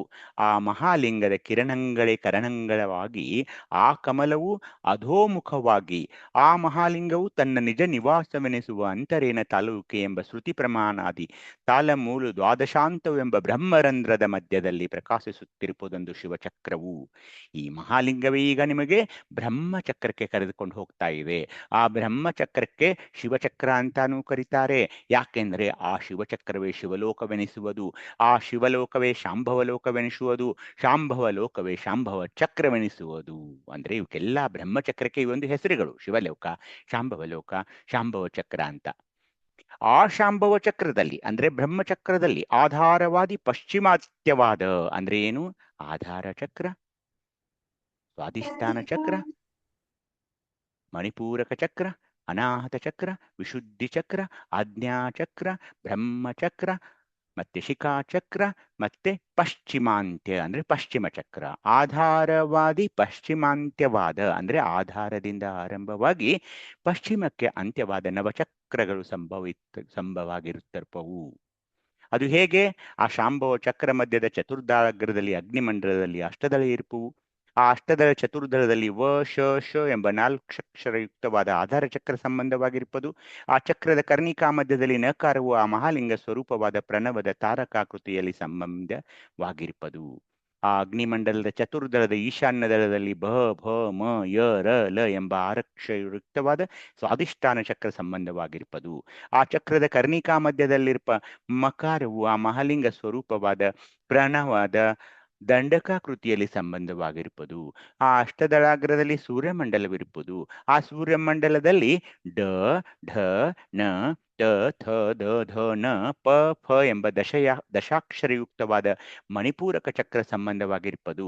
ಆ ಚಕ್ರದ ಕರ್ಣಿಕಾ ಮಧ್ಯದಲ್ಲಿರುವ ಶಿಖಾರವು ಆ ಮಹಾಲಿಂಗ ಸ್ವರೂಪವಾದ ಪ್ರಣವದ ಕುಂಡಲಾಕೃತಿಯಲ್ಲಿ ಸಂಬಂಧವಾಗಿರುವುದು. ಕ ಖ ಗ ಘ ಯ ಚ ಛ ಜ ಝ ಯ ಟ ಠ ಎಂಬ ದ್ವಾದಶಾಕ್ಷರಯುಕ್ತವಾದ ಅನಾಹತ ಚಕ್ರವು ಸೂರ್ಯಮಂಡಲದಲ್ಲಿ ಸಂಬಂಧವಾಗಿರುವುದು. ಆ ಚಕ್ರದ ಕರ್ಣಿಕಾ ಮಧ್ಯದಲ್ಲಿರುವ ವಕಾರವು ಆ ಮಹಾಲಿಂಗ ಸ್ವರೂಪವಾದ ಪ್ರಣವದ ಅರ್ಧಚಂದ್ರಾಕೃತಿಯಲ್ಲಿ ಸಂಬಂಧವಾಗಿರುವುದು. ಆ ಅಷ್ಟದಳದ ಮಧ್ಯದಲ್ಲಿ ಚಂದ್ರಮಂಡಲವಿರುವುದು. ಆ ಚಂದ್ರಮಂಡಲದಲ್ಲಿ ಅ ಆ ಇ ಈ ಉ ಉ ರು ಲೃ ಲೃ ಎ ಐ ಓ ಔ ಅಂ ಅಹ ಎಂಬ ಷೋಡಶಾಕ್ಷರಯುಕ್ತವಾದ ವಿಶುದ್ಧಿ ಚಕ್ರ ಸಂಬಂಧವಾಗಿರ್ಪದು. ಆ ಚಕ್ರದ ಕರ್ಣಿಕಾ ಮಧ್ಯದಲ್ಲಿರುವ ಯಕಾರವು ಆ ಮಹಾಲಿಂಗ ಸ್ವರೂಪವಾದ ಪ್ರಣವದ ದರ್ಪಣಾಕೃತಿಯಲ್ಲಿ ಸಂಬಂಧವಾಗಿರ್ಪದು. ಆ ಮಹಾಲಿಂಗಕ್ಕೆ ಪೀಠಮಾಗಿರ್ದ ಬಿಂದುಯುಕ್ತವಾದ ಪ್ರಣವವು ಆ ಮಹಾಲಿಂಗದ ಮುಂದಿರ್ದ ಹಂ ಲಂ ಹಂ ಕ್ಷಂ ಎಂಬ ಚತುರ್ವರ್ಣಾಕ್ಷಯ ಆಜ್ಞಾಚಕ್ರ ಸಂಬಂಧವಾಗಿರ್ಪದು. ಆ ಆಜ್ಞಾಚಕ್ರದ ಕರ್ಣಿಕಾ ಮಧ್ಯದಲ್ಲಿರ್ಪ ಓಂಕಾರವು ಆ ಮಹಾಲಿಂಗ ಸ್ವರೂಪವಾದ ಪ್ರಣವದ ಜ್ಯೋತಿರಾಕೃತಿಯಲ್ಲಿ ಸಂಬಂಧವಾಗಿರ್ಪದು. ಚತುರ್ದಳವು ತ್ರಿದಳದಲ್ಲಿ ಕ್ಷ ಊಸ ಎಂಬ ತ್ರಯಾಕ್ಷರಯುಕ್ತವಾದ ಶಿಖಾಚಕ್ರ ಸಂಬಂಧವಾಗಿರ್ಪದು. ಆ ಚಕ್ರದ ಕರ್ಣಿಕಾ ಮಧ್ಯದಲ್ಲಿ ಕ್ಷಕಾರವು ಆ ಮಹಾಲಿಂಗ ಸ್ವರೂಪವಾದ ಕುಂಡಲಾಕೃತಿ ಅರ್ಧಚಂದ್ರಾಕೃತಿಗಳಲ್ಲಿ ಸಂಬಂಧವಾಗಿರ್ಪದು. ಆ ಚತುರ್ದಳದ ಮಧ್ಯದಲ್ಲಿ ಬಟುವೆ ಏಕದಳವೆನಿಸಿಕೊಂಬುದು. ಆ ಏಕದಳದಲ್ಲಿ ಪಶ್ಚಿಮ ಚಕ್ರ ಸಂಬಂಧವಾಗಿರ್ಪದು. ಆ ಚಕ್ರದ ಕರ್ಣಿಕಾ ಮಧ್ಯದಲ್ಲಿರುವ ರಾಂಕಾರವು ಆ ಮಹಾಲಿಂಗ ಸ್ವರೂಪವಾದ ಪ್ರಣವದ ದರ್ಪಣಾಕೃತಿ ಜ್ಯೋತಿರಾಕೃತಿಗಳಲ್ಲಿ ಸಂಬಂಧವಾಗಿರ್ಪದು. ಹೀಗೆ ಅಷ್ಟಚಕ್ರಗಳ ತನ್ನೊಳಗೆ ಗರ್ಭೀಕರಿಸಿಕೊಂಡು ಬೆಳಗುತ್ತಿರುವುದೊಂದು ಬ್ರಹ್ಮರಂಧ್ರ ಚಕ್ರವು. ಆ ಚಕ್ರದ ಕರ್ಣಿಕಾ ಮಧ್ಯದಲ್ಲಿರುವ ಹೀಂಕಾರಗಳು ಆ ಹರದನಹಳ್ಳಿಯ ಪ್ರಭುಲಿಂಗ ಗುರುಸ್ವಾಮಿಯ ಶಿಷ್ಯರು ನಿಜಾನಂದ ಗುರು ಚೆನ್ನಯ್ಯನವರು, ಆ ಗುರುಸಿದ್ಧ ದೇವರು, ಆ ಸಿದ್ಧವೀರೇಶ್ವರ ದೇವರ ಕರಕಮಲದಲ್ಲಿ ಉದಯವಾದ ಬಾಲಸಂಗಯ್ಯನು ನಾನು ಅಂದ್ರೆ ತಮ್ಮ ಬಗ್ಗೆ ಹೇಳ್ತಾ ಇದ್ದಾರೆ. ಆ ನಿರಂಜನ ಮಹಾಲಿಂಗವೇ ಕರಸ್ಥಲದಲ್ಲಿರುವ ಸುನಾದ ಬ್ರಹ್ಮವೆಂಬ ಇಷ್ಟಲಿಂಗವೆಂದು ಅರಿತು ಆ ಕರಸ್ಥಲದಲ್ಲಿರುವ ಇಷ್ಟಲಿಂಗವೇ ತಾನೆಂದರಿತು ಮಂತ್ರ ಮಧ್ಯೆ ಭವೇತ್ ಲಿಂಗಂ ಲಿಂಗ ಮಧ್ಯೆ ಭವೇತ್ ಮಂತ್ರಂ ಮಂತ್ರಲಿಂಗ ದ್ವಯಾದೇಕಂ ಇಷ್ಟಲಿಂಗಂತು ಶಾಂಕರಿ ಎಂಬುದಾಗಿ ಎನ್ನ ಹೃತ್ಕಮಲ ಕನ್ನಿಕಾ ಮಧ್ಯದಲ್ಲಿ ಶಾಂಭವಿ ಮುದ್ರಾನುಸಂಧಾನದಿಂದ ಆ ಲಿಂಗವೇ ಮಂತ್ರ, ಮಂತ್ರವೇ ಲಿಂಗವೆಂದರಿದು ಓಂ ಓಂ ಎಂದು ಶಿವಸಮಾಧಿಯ ಜಪಮಂ ಜಪಿಸುತ್ತಾ ಜ್ಯೋತಿರ್ಲಿಂಗಮಂ ಕೇಳುತ್ತಾ ಜ್ಯೋತಿರ್ಲಿಂಗದಳು ಮುಳುಗಾಡುತ್ತಿರ್ದೆನೆಯ ಬಸವಣ್ಣ ಪ್ರಿಯ ಚನ್ನ ಸಂಗಯ್ಯನೆಂಬ ಗುರುವಿನ ಕೃಪೆಯಿಂದ ನಿಮ್ಮ ಶರಣರ ಪಡುಗ ಪಾದರಕ್ಷೆಯ ಹಿಡಿಯುವುದಕ್ಕೆ ಯೋಗ್ಯನಾದಿನಯ್ಯ ನಿಮ್ಮ ಕೃಪೆಯಿಂದ ಅಂತ ನೋಡಿ. ಒಂದೇ ಒಂದು ವಚನ ಇದೆ. ಈ ಒಬ್ಬ ಶರಣ ಮಹಾ ಮೇಧಾವಿ ಮತ್ತು ಶಿವಯೋಗಿ ಶರಣ ಭಿಕ್ಷೆ ಬೇಡಿಕೊಂಡು ಭಿಕ್ಷದ ಕಾಯಕದಲ್ಲಿ ಇರುವ ಈ ಭಿಕ್ಷದ ಸಂಗಯ್ಯನವರ ಒಂದೇ ಒಂದು ವಚನವನ್ನ ತಾವು ಇದನ್ನ ಬರೆದುಕೊಳ್ಳಿ. ಸಮಗ್ರ ವಚನ ಸಂಪುಟ 13 ವಚನದ ಸಂಖ್ಯೆ 927. ಏಕೆಂದ್ರೆ ಇಲ್ಲಿ ಚಕ್ರಗಳು ಅಕ್ಷರಗಳು ಏನಿಲ್ಲಿ ಹೇಳ್ಬೇಕಾಗಿದೆ ಅಂದ್ರೆ ಆ ನಿರಂಜನ ಮಹಾಲಿಂಗವೇ ಕರದ ಸ್ಥಳದಲ್ಲಿರುವ ಸುನಾದ ಬ್ರಹ್ಮವೆಂಬ ಇಷ್ಟಲಿಂಗ ಇಷ್ಟಲಿಂಗ ಇಷ್ಟಲಿಂಗ ಇಷ್ಟಲಿಂಗದಿಂದಲೇ ಎಲ್ಲಾ ಲಿಂಗಗಳು ನೋಡಿ. ಅದು ನಿರಂಜನ ಲಿಂಗ ಇರಲಿ ಆಚಾರ ಲಿಂಗ ಇರಲಿ. ಹಾಗೇನೆ ನನ್ನ ಮಂತ್ರ ಓಂ, ಆ ಲಿಂಗವೇ ಮಂತ್ರ ಮಂತ್ರವೇ ಲಿಂಗ ಅಂತ ಅರಿತುಕೊಳ್ಳಬೇಕು. ಹೀಗಾಗಿ ಇಲ್ಲಿರುವ ಅಕ್ಷರಗಳನ್ನು ನೋಡ್ಕೊಳ್ಳಿ. ಆದರೆ ಎಲ್ಲವೂ ಕೂಡ ನಮಃ ಶಿವಾಯ ಓಂ ಬಸವ, ನಮಃ ಶಿವಾಯ ಓಂ ಬಸವ, ನಮಃ ಶಿವಾಯ ಓಂ ಬಸವ. ಇದು ನಮ್ಮ ಮೂಲ ಮಂತ್ರ. ಪವಿತ್ರವಾದ ತಂದೆ ತಾಯಿಗಳ ಗರ್ಭದಿಂದ ಉದಯಿಸಿ ಈ ಲಿಂಗಲೀಲಾ ಕ್ರಿಯಾಭೂಮಿಗೆ ಬಂದಿದ್ದೇವೆ. ಆದ್ದರಿಂದ ನಮ್ಮ ಮೂಲ ಸ್ವರೂಪದ ಹೆಸರು ನಮಃ ಶಿವಾಯ ಓಂ ಬಸವ, ನಮಃ ಶಿವಾಯ ಓಂ ಬಸವ, ನಮಃ ಶಿವಾಯ ಓಂ ಬಸವ ಅಂತಿದ ಆ ಒಂದು ಮಂತ್ರವನ್ನ ನಾವು ಇಷ್ಟಲಿಂಗ ಪೂಜೆಯಲ್ಲಿ ಅಂತಾ ಇದ್ದೀವಿ. ಹೀಗಾಗಿ ಬಂಧುಗಳೇ, ಈ ಆಜ್ಞಾಚಕ್ರದ ಪ್ರಯೋಜನವೇನು? ಏನಂದ್ರೆ ಅಂತಃಪ್ರಜ್ಞೆಯ ಬಲವರ್ಧನೆ. ಅಂತಃಪ್ರಜ್ಞೆ ಅಂದ್ರೆ ಏನು? ನಾನು ಏನ್ ಮಾಡ್ತಾ ಇದ್ದೀನಿ? ಈಗ ಒಂದು ಕೆಲಸ ಮಾಡ್ತಾ ಇದ್ದೀನಿ. ನಾನು ಈಗ ನಿಮಗೆ ಶಿವಯೋಗದ ವರ್ಗದ ಬಗ್ಗೆ ಮಾತಾಡ್ತಾ ಇದ್ದೀನಿ. ಅಂತಃಪ್ರಜ್ಞೆಯಿಂದ ನಾನು ಮಾತಾಡಬೇಕು ಅಂದ್ರೆ ಏನು? ನಾನು ಈಗ ಮಾತನಾಡುವಾಗಲೂ ಕೂಡ ನನ್ನ ಒಳಗಿನ ಮನಸ್ಸಿನಲ್ಲಿಯೂ ಕೂಡ ಈ ಶಿವಯೋಗದ ಒಂದು ಚಿಂತನೆಗಳೇ ನಡೆದಿರಬೇಕೇ ವಿನಃ ಸುಮ್ಮನೆ ಏನಾದ್ರು ಓದ್ತಾ ಹೋಗೋದು, ನೀವು ಹಾಗೇನೆ ಕೇಳ್ತಾ ಇರೋದು, ನೀವು ಕೂಡ ಅಂತಃಪ್ರಜ್ಞೆ ಇಲ್ಲದೆ ಇದನ್ನು ಕೇಳೋದಾಗಿದ್ರೆ ಇಬ್ಬರೂ ನಾವು ವಿ ಆರ್ ಎಟ್ ಲಾಸ್, ಏನೂ ಉಪಯೋಗವಿಲ್ಲ ಇಬ್ಬರಿಗೂ. ಆ ಥರ ಆಗಲ್ದೆ ನಾನು ಅಂತಃಪ್ರಜ್ಞೆಯಿಂದ ಮಾತಾಡಬೇಕು, ನೀವು ಅಂತಃಪ್ರಜ್ಞೆಯಿಂದ ಮಾತಾಡಬೇಕು. ನೀವು ಪ್ರಸಾದ ಲಿಂಗದಿಂದ ಕೇಳಬೇಕು, ನಾನು ಪ್ರಸಾದ ಲಿಂಗದಿಂದ ನುಡಿಯಬೇಕು. ವೈಖರಿ ಅಂತ ಏನ್ ಮಾತಾಡಿದ್ವಲ್ಲ, ಆ ಅಂತಃಪ್ರಜ್ಞೆಯ ಬಲವರ್ಧನೆ ಆಗ್ತಾ ಇದೆ. ಯಾವುದೇ ಕಾರ್ಯ ನೀವು ಮಾಡ್ತಾ ಇರಲಿ, ಯಾವುದೇ ಕಾಯಕದಲ್ಲಿ ನೀವು ತೊಡಗುತ್ತಾ ಇರಲಿ, ಏನೇ ನೀವು ಕ್ರಿಯೆಯನ್ನು ಮಾಡ್ತಾ ಇರಲಿ, ಅದಕ್ಕೆ ಅಂತಃಪ್ರಜ್ಞೆ ಬೇಕು, ಅಂತಃಪ್ರಜ್ಞೆ ಬೇಕು.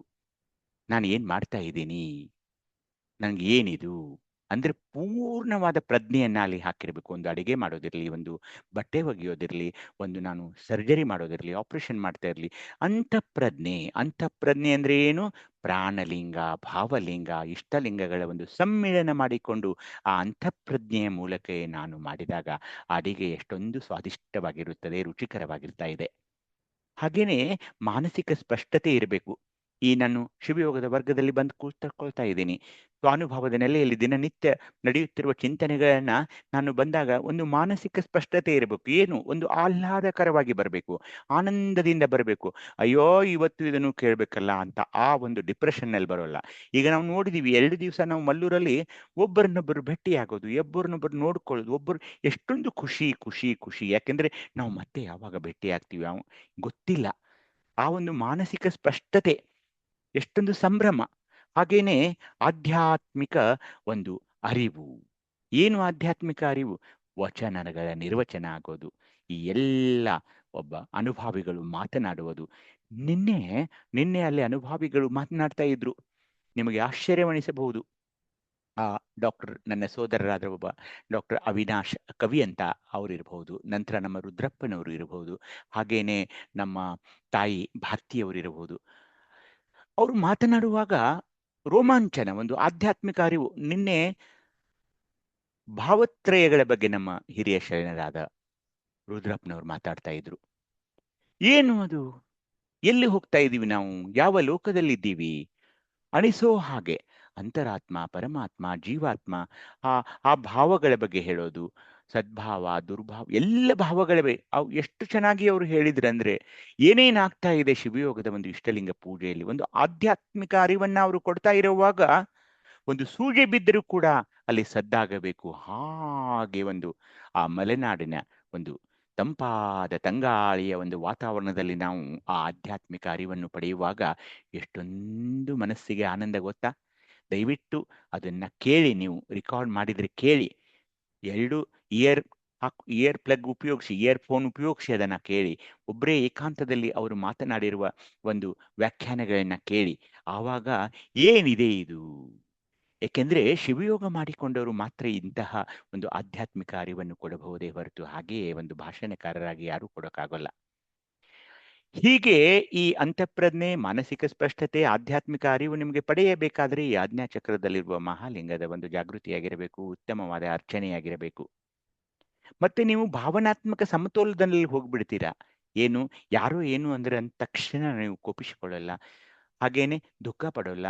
ಹಾಗೇನೆ ನಿಮ್ಮನ್ನು ಯಾರಾದರೂ ವರ್ಣಿಸಿದರೆ, ನಿಮ್ಮನ್ನು ಸನ್ಮಾನಿಸಿದರೆ ಅತ್ಯಂತ ಖುಷಿಯಾಗಿ ಸಂಭ್ರಮದಲ್ಲಿ ಏನು ಓಲಾಡೋದಿಲ್ಲ. ಇರೋಲ್ಲ. ನನಗವರು ಮಾನ ಕೊಟ್ಟರು, ನನಗವರು ಅಪಮಾನ ಮಾಡಿದ್ರು, ನನಗವರು ಸನ್ಮಾನ ಮಾಡಿದ್ರು, ಈ ಥರ ಯಾವುದೂ ಇರೋಲ್ಲ. ನಾನು ಕರೀಲಿಲ್ಲ, ನಾನು ಕರೆದ್ರು, ಏನೂ ಇಲ್ಲ. ಏನು ಕರೆದ್ರು ಅಷ್ಟೇ, ಕರೆದಿದ್ರು ಅಷ್ಟೇ. ಒಂದು ಭಾವನಾತ್ಮಕವಾಗಿ ಸಮತೋಲನದಲ್ಲಿ ನಮ್ಮನ್ನಿಡುತ್ತೆ ಈ ಮಹಾಲಿಂಗ. ಹಾಗೇನೆ ಉತ್ತಮ ಸ್ಮರಣ ಶಕ್ತಿ. ಏಕೆ ಹೇಳಿ? ಈ ಮಹಾಲಿಂಗದ ಆರಾಧನೆಯಿಂದಲೇ ನಾವು ಇಡೀ ಒಂದು ಶಿವಯೋಗದ ಎಲ್ಲಾ ಲಿಂಗಗಳ ಅರ್ಚನೆಯನ್ನು ಮಾಡ್ತಾ ಇರೋದ್ರಿಂದ ಎಲ್ಲಿವೆ ಆ ಲಿಂಗಗಳು? ಅಲ್ಲಿರುವ ಪ್ರಣವಾಕ್ಷರಗಳು ಯಾವುವು? ಅವು ಎಲ್ಲಿವೆ? ಅವುಗಳನ್ನೆಲ್ಲ ನಾನು ಹೇಗೆ ಹೋಗ್ಬೇಕು? ಒಂದೊಂದೇ ಆ ಲಿಂಗಗಳನ್ನ ನಾನು ಮೇಲೆ ಹೇಗೆ ಏರುತ್ತಾ ಬರಬೇಕು? ದಶಲಿಂಗಗಳ ಅರ್ಚನೆಯನ್ನ ಹೇಗೆ ಮಾಡಿಕೊಳ್ಳಬೇಕು ಅನ್ನುವಾಗ ಸ್ಮರಣ ಶಕ್ತಿ ದಿನ ಅದನ್ನ ವೃದ್ಧಿಯಾಗುತ್ತಲೇ ಹೋಗುತ್ತೆ ಹೊರತು ಸ್ಮರಣ ಶಕ್ತಿ ಯಾವಾಗಲೂ ಕುಂದೋದಿಲ್ಲ. ಇವು ಆಜ್ಞಾಚಕ್ರದ ಪ್ರಯೋಜನಗಳು. ಬಂಧುಗಳೇ, ಈ ಮಹಾಲಿಂಗದ ಒಂದು ಅತ್ಯಂತ ಮಹತ್ವವಾದ ಅಂಶ ಬಂದ್ರೆ ಒಳನೋಟ. ನಾವು ಹೆಚ್ಚಾಗಿ ಯಾವಾಗಲೂ ದಿನನಿತ್ಯ ಜೀವನದಲ್ಲಿ ಯಾವಾಗಲೂ ಹೊರವಾಗಿಯೇ ನೋಡ್ತಿರ್ತೀವಿ. ಅವರಾರು ಹೋದ್ರು, ಇವರಾರು ಹೋದ್ರು, ಅದೇನಾಯ್ತು, ಇದೇನಾಯ್ತು, ಅಲ್ಲೇನು ಬಂತು, ಇಲ್ಲೇನು ಬಂತು, ಇದನ್ನೇ ನೋಡ್ತೀವಿ ಹೊರತು ಒಮ್ಮೆ ಆದರೂ ಒಳಗೆ, ಅಂತರಂಗದ ಒಳಗೆ ಹೋಗಿ ಏನಿದೆ, ಅಲ್ಲಿ ಏನಿದೆ, ಒಳಗೆ ನಾನು ಹೇಗಿದ್ದೇನೆ, ಏನಿದೆ, ಅಲ್ಲಿರುವ ನನ್ನ ಚಕ್ರಗಳು ಯಾವುವು, ಅಲ್ಲಿರುವ ಲಿಂಗಗಳು ಯಾವುವು, ಅಲ್ಲಿರುವ ದಳಗಳು ಎಷ್ಟಿವೆ, ಅಲ್ಲಿರುವ ಅಕ್ಷರಗಳು ಯಾವುವು, ಆ ಒಂದು ಅಂತರ್ಪ್ರಯಾಣದಲ್ಲಿ ನಾವು ಒಳನೋಟವನ್ನ ನೋಡ್ಕೊಳ್ಬೇಕಾದ್ರೆ ಈ ಆಜ್ಞಾಚಕ್ರದಲ್ಲಿರುವ ಮಹಾಲಿಂಗದ ಸಹಾಯ, ಆಶೀರ್ವಾದ, ಕರುಣೆ ಬಹಳ ಬೇಕು. ಹಾಗೇನೆ ದೂರದೃಷ್ಟಿ. ಏನು ದೂರದೃಷ್ಟಿ? ನನ್ನ ಜೀವನದ ದೂರದೃಷ್ಟಿ. ಮುಂದೆ ಏನ್ ನಾನು ಮಾಡಬೇಕಾಗಿದೆ, ಮುಂದೆ ನಾನು ಹೇಗೆ ನಿರ್ಣಯಗಳನ್ನ ತೆಗೆದುಕೊಳ್ಬೇಕಾಗಿದೆ, ನಾನು ಹೇಗಿರಬೇಕಾಗಿದೆ, ನಾಳೆ ಏನು ಮಾಡಬೇಕಾಗಿದೆ, ನಾಡಿದ್ದು ಏನು ಮಾಡಬೇಕಾಗಿದೆ, ಈ ತಿಂಗಳು ನನ್ನ ಒಂದು ವೇಳಾಪಟ್ಟಿ ಹೇಗಿದೆ, ಈ ವರ್ಷದ ನನ್ನ ಗುರಿಗಳು ಏನಾಗಿವೆ. ಹೀಗಾಗಿ ಒಳನೋಟ ಮತ್ತು ದೂರದೃಷ್ಟಿಯನ್ನ ರೂಪಿಸಿಕೊಳ್ಳಲು ಸಹ ಮಹಾಲಿಂಗದ ಆರಾಧನೆ ಬಹಳ ನಮಗೆ ಒಂದು ಕರುಣೆಯ ದೃಷ್ಟಿಯನ್ನ ಅದು ನಮಗೆ ಕೊಡ್ತಾ ಇದೆ ಅಂತ ಹೇಳ್ತಾ ನಾನು ಇಲ್ಲಿಗೆ ಈ ಚಕ್ರದ ಬಗ್ಗೆ ಮಾತನಾಡುವುದನ್ನು ನಿಲ್ಲಿಸ್ತೀನಿ. ಹಾಗೇನೆ ಸುಮ್ಮನೆ ನೋಡ್ಕೊಳ್ಬಹುದು ನೀವು ಹೇಗೆ ಅದು ಇದೆ ಅಂದ್ರೆ, ಈ ಚಕ್ರ ಈ ತರ 3ನೇ ಚಕ್ರ ನಾವು ಆ ಒಂದು ಮಹಾಲಿಂಗದ ಪೂಜೆಯನ್ನ ಮಾಡ್ತಾ ಇರುವಾಗ ಆಜ್ಞಾ ಚಕ್ರದಲ್ಲಿರುವ ಮಹಾಲಿಂಗ ಹೀಗೆ ಅದು ಬೆಳಕನ್ನ ಒಂದು ವಿಜುವಲೈಸೇಷನ್ ಅಂತ ಅನ್ಬಹುದು. ಈ ತರ ಅದು ಕಾಣಿಸುತ್ತದೆ ಅಂತ ಒಂದು ವಿಡಿಯೋವನ್ನ ಮಾಡಿದ್ದಾರೆ. ಇಲ್ಲಿಗೆ ನಾನು ನಿಲ್ಲಿಸಿ ಮತ್ತೆ ಈಗ ನಾವು ಅಂಗಗಳ ಬಗ್ಗೆ ಮಾತಾಡ್ತಾ ಇದ್ವಲ್ಲ, ಅದನ್ನ ನಾವು ನೋಡೋಣ ಅಂತ ಹೇಳ್ತಾ ಈಗ ಮತ್ತೆ ನಾವು ತತ್ವಗಳು ಏನಿವೆ ಅಲ್ಲ ಅದನ್ನ ಈಗ ನಾವು ನೋಡೋಣ. ನಾವು ಅನೇಕ ಈ ತತ್ವಗಳು ಶಕಿಲಗಳ ಬಗ್ಗೆ ಏನು ಮಾತಾಡ್ತಾ ಇದ್ವಲ್ಲ, ಇವತ್ತು ನಾವು ಏನಂದ್ರೆ ಹೋದ ಸಾರಿ ನಾವು ಪ್ರಸಾದಗಳ ಬಗ್ಗೆ ಮಾತಾಡ್ತಾ ಇದ್ವಿ. ಆ ಸುಗಂಧ ಪ್ರಸಾದ, ಸುರಸ ಪ್ರಸಾದ, ಸುರೂಪ ಪ್ರಸಾದ, ಸುಸ್ಪರ್ಶನ ಪ್ರಸಾದ, ಹಾಗೇನೆ ಸುಶಬ್ದ ಪ್ರಸಾದ, ಸುತೃಪ್ತಿ ಪ್ರಸಾದ, ಅಂದ್ರೆ ಇದೀಗ ನೋಡಿದ್ವಲ್ಲ ಸುತೃಪ್ತಿ ಪ್ರಸಾದ ಮಹಾಲಿಂಗವಿರುವ ಆಜ್ಞಾಚಕ್ರದಲ್ಲಿ, ಹಾಗೇನೆ ನಿಖಲ ಪರಾನಂದ ಪ್ರಸಾದ, ನಿಜಾನಂದ ಪರಿಪೂರ್ಣ ಪ್ರಸಾದ, ಮಹಾ ಅವಿರಳಾನಂದ ಪ್ರಸಾದ. ಏನು ಈ ಪ್ರಸಾದಗಳು ಸಿಗ್ಬೇಕಾದ್ರೆ ಏನ್ ಮಾಡ್ಬೇಕಾಗಿತ್ತು? ನಾವು ಏನ್ ಮಾಡ್ಬೇಕಾಗಿತ್ತು ಅಂದ್ರೆ ಆ ದಳಗಳು ಇವೇನು 4 ದಳಗಳಿವೆ ನೋಡಿ. ಮಾತಾಡಬೇಡಿ. ವ ಶ ಶ ಸ ಬ ಫ ಮ ಯ ರ ಲ ಇವೆಲ್ಲ ಅಕ್ಷರಗಳಿವೆಯಲ್ಲ, ಆ ಶಿವಯೋಗದಲ್ಲಿ ಅವು ಏನಾಗ್ತಾ ಇವೆ, ಇವೆಲ್ಲ ದಳಗಳು. ಮ್ಯೂಟ್ ಮಾಡ್ಕೊಳ್ರಿ ದಯವಿಟ್ಟು, ಮ್ಯೂಟ್ ಮಾಡ್ಕೊಳ್ಳಿ, ಮ್ಯೂಟ್ ಮಾಡ್ಕೊಳ್ಳಿ ಅಮ್ಮ, ಮ್ಯೂಟ್ ಮಾಡ್ಕೊಳ್ತೀರಾ? ಆಧಾರ ಚಕ್ರದಲ್ಲಿರುವ ಆ 4 ಅಕ್ಷರಗಳು ಈಗ 4 ಬಿಂದುಲಿಂಗಗಳಾಗ್ತಾ ಇವೆ. ಸ್ವಾಧಿಷ್ಠಾನ ಚಕ್ರದಲ್ಲಿರುವ 6 ದಳಗಳು 6 ಧಾತು ಲಿಂಗಗಳಾಗ್ತಾ ಇವೆ. ಮುಂದೆ ಬರುವ ಶಿವಲಿಂಗವಿರುವ ಆ 10 ದಳಗಳು ಕ್ಷೇತ್ರಲಿಂಗಗಳು ಅನಿಸ್ತಾ ಇವೆ. ವಾಕಾರ ಪ್ರಣವ ಸ್ವರೂಪಿಯಾದ ಜಂಗಮಲಿಂಗವು 12 ವಿಕೃತಿ ಲಿಂಗಗಳು. ಅಂದ್ರೆ ಏನು? ವಿ ಅಂದರೆ ಸಂಪೂರ್ಣ ಅಥವಾ ನೈರ್ಮಲ್ಯಮಯವಾದ, ಪರಿಶುದ್ಧವಾದ, ಪವಿತ್ರವಾದ ಅನ್ನೋದಕ್ಕೆ ವಿ ಅಂತಾರೆ. ಕೃತಿ ಅಂದ್ರೆ ಕ್ರಿಯಾಲಿಂಗಗಳು, ಸಂಪೂರ್ಣ ಪವಿತ್ರವಾದ ನಿರ್ಮಲವಾದ ಶಿವಕ್ರಿಯಾಲಿಂಗಗಳು. ಅಲ್ಲಿ ಎಷ್ಟು? 12 ಲಿಂಗಗಳು ಆಗ್ತಾ ಇವೆ. ಯದಲ್ಲಿ ಅಂದ್ರೆ 16 ಕಲಾಲಿಂಗಗಳಿರುವ ವಿಶುದ್ಧಿ ಚಕ್ರದಲ್ಲಿರುವ ಪ್ರಸಾದಿ ಲಿಂಗದಲ್ಲಿ 16 ಕಲಾಲಿಂಗಗಳಾದ್ರೆ, ಈ ಮಹಾಲಿಂಗದ 2 ದಳಗಳು ಅವು ಏನಾಗ್ತವೆ? 2 ವಿದ್ಯಾಲಿಂಗಗಳು ಅನಿಸ್ತಾ ಇವೆ. ಆಶ್ಚರ್ಯವಾಯಿತು ನನಗೆ ಓದುವಾಗ. ಸಹಸ್ರಾರ ಚಕ್ರ ಅನ್ನುವಾಗ 1000 ದಳಗಳಿವೆ ಅಂತ ಇಡೀ ಜಗತ್ ಹೇಳಿದ್ರೆ, ನಮ್ಮ ಶರಣರು ಅಲ್ಲಿ ಶತಸಹಸ್ರಲಿಂಗಗಳಾಗಿವೆ. ಅಲ್ಲಿ ಶತಸಹಸ್ರಲಿಂಗಗಳಂದ್ರೆ 20 ರಿಂದ 30 ಲಕ್ಷ ಕೋಟಿ ಜೀವಕೋಶಗಳಿವೆ. ಟ್ರಿಲಿಯನ್ ಆ ಜೀವಕೋಶಗಳಲ್ಲಿ ಇವೆಲ್ಲ ಲಿಂಗಗಳಿವೆ. ಹಾಗೇನೆ ನೀವು ಶಿಖಾಚಕ್ರಕ್ಕೆ ಬಂದಾಗ ಬ ಸ ವ ಅಂತ ಏನಿದೆಯಲ್ಲ, ಅವು 3 ವಿವೇಕ ಲಿಂಗಗಳಾಗ್ತಾ ಇವೆ. ಹಾಗೇನೆ ಪಶ್ಚಿಮ ಚಕ್ರದಲ್ಲಿರುವ ಒಂದೇ ಒಂದು ದಳ ಕೂಡ ಈ ಒಂದು ಪ್ರಸಾದ ರೂಪವಾಗಿ ಅನಂತಲಿಂಗ ಆಗ್ತಾ ಇದೆ ಬಂಧುಗಳೇ. ಈ ಒಂದು ಪ್ರಸಾದವನ್ನ ನಾವು ಮಾಡ್ಕೊಳ್ಬೇಕಾದ್ರೆ ನೋಡಿ, ಅದೆಲ್ಲ ಏನೇನ್ ಬೇಕದಕ್ಕೆ ಅಲ್ಲಿ ಅಂಗಗಳು ಯಾವಿವೆ, ಪದಾರ್ಥ ಏನು ಅರ್ಪಿಸಬೇಕು. ನೀವು ಮ್ಯೂಟ್ ಮಾಡ್ಕೊಳ್ಳಿ ಅಪ್ಪ ಪ್ಲೀಸ್, ಮ್ಯೂಟ್ ಮಾಡ್ಕೊಳ್ಳಿ. ಕಲಸಿ ಅಮ್ಮ ಯಾರು ನೋಡಿ, ಕಲಸಿ ತಮ್ಮ ಯಾರು ನೋಡಿ. ಹಸ್ತ ನೋಡಿ ಯಾವುವು, ಲಿಂಗಗಳು ಯಾವುವು, ಲಿಂಗ ಯಾವುದು, ಪ್ರಣವ ಯಾವುದು, ನಮಃ ಶಿವಾಯ ಓಂ ಬಸವ ಅನ್ನೋದು, ಸ್ಥಳಗಳು ಯಾವುವು, ಚಕ್ರಗಳು ಯಾವುವು, ಆ ಲಿಂಗಗಳು ಬಿಂದುಲಿಂಗ, ಧಾತುಲಿಂಗ, ಕ್ಷೇತ್ರಲಿಂಗ, ವಿಕೃತಿಲಿಂಗ, ಕಲಾಲಿಂಗ, ವಿದ್ಯಾಲಿಂಗ, ಶತಸಹಸ್ರ ಶಿವಕಳೆ ಲಿಂಗಗಳು, ವಿವೇಕಲಿಂಗಗಳು, ಅನಂತಲಿಂಗಗಳು. ಇವು ಆದಾಗ ನಿಮಗೆ ಪ್ರಸಾದ ಸಿಗ್ತಾ ಇದೆ ಬಂಧುಗಳೇ.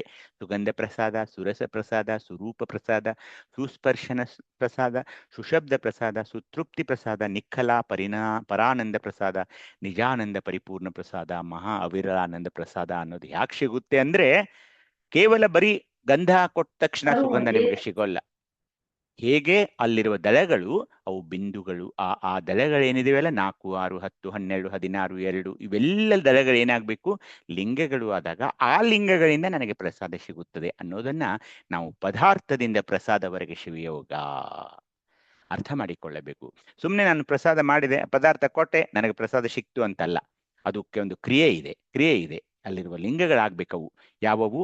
ಎಲ್ಲಾ ಸ್ಥಳಗಳಲ್ಲಿರುವ ಆ ಕಮಲದ ದಳಗಳೇನಿವೆಯಲ್ಲ, ಪುಷ್ಪ ದಳಗಳಿವೆಯಲ್ಲ, ಆ ದಳಗಳು ಲಿಂಗಗಳು ಆದಾಗ ಮಾತ್ರ ಈ ಪ್ರಸಾದ ಸಿಗೋದಿದೆ. ಅದಕ್ಕೆ ನನ್ನ ಹಸ್ತಗಳು ಹೇಗೆ ಆಗಬೇಕು, ಪ್ರಣವಾಕ್ಷರ ನಾನು ಏನನ್ನಬೇಕು, ಅದನ್ನ ನಾವು ಅರ್ಥ ಬೀಳಬೇಕು. ಎಲ್ಲ ಸ್ಥಳಗಳಲ್ಲಿ ಅವನ್ನ ಅರ್ಥ ಮಾಡಿಕೊಳ್ಳಬೇಕು.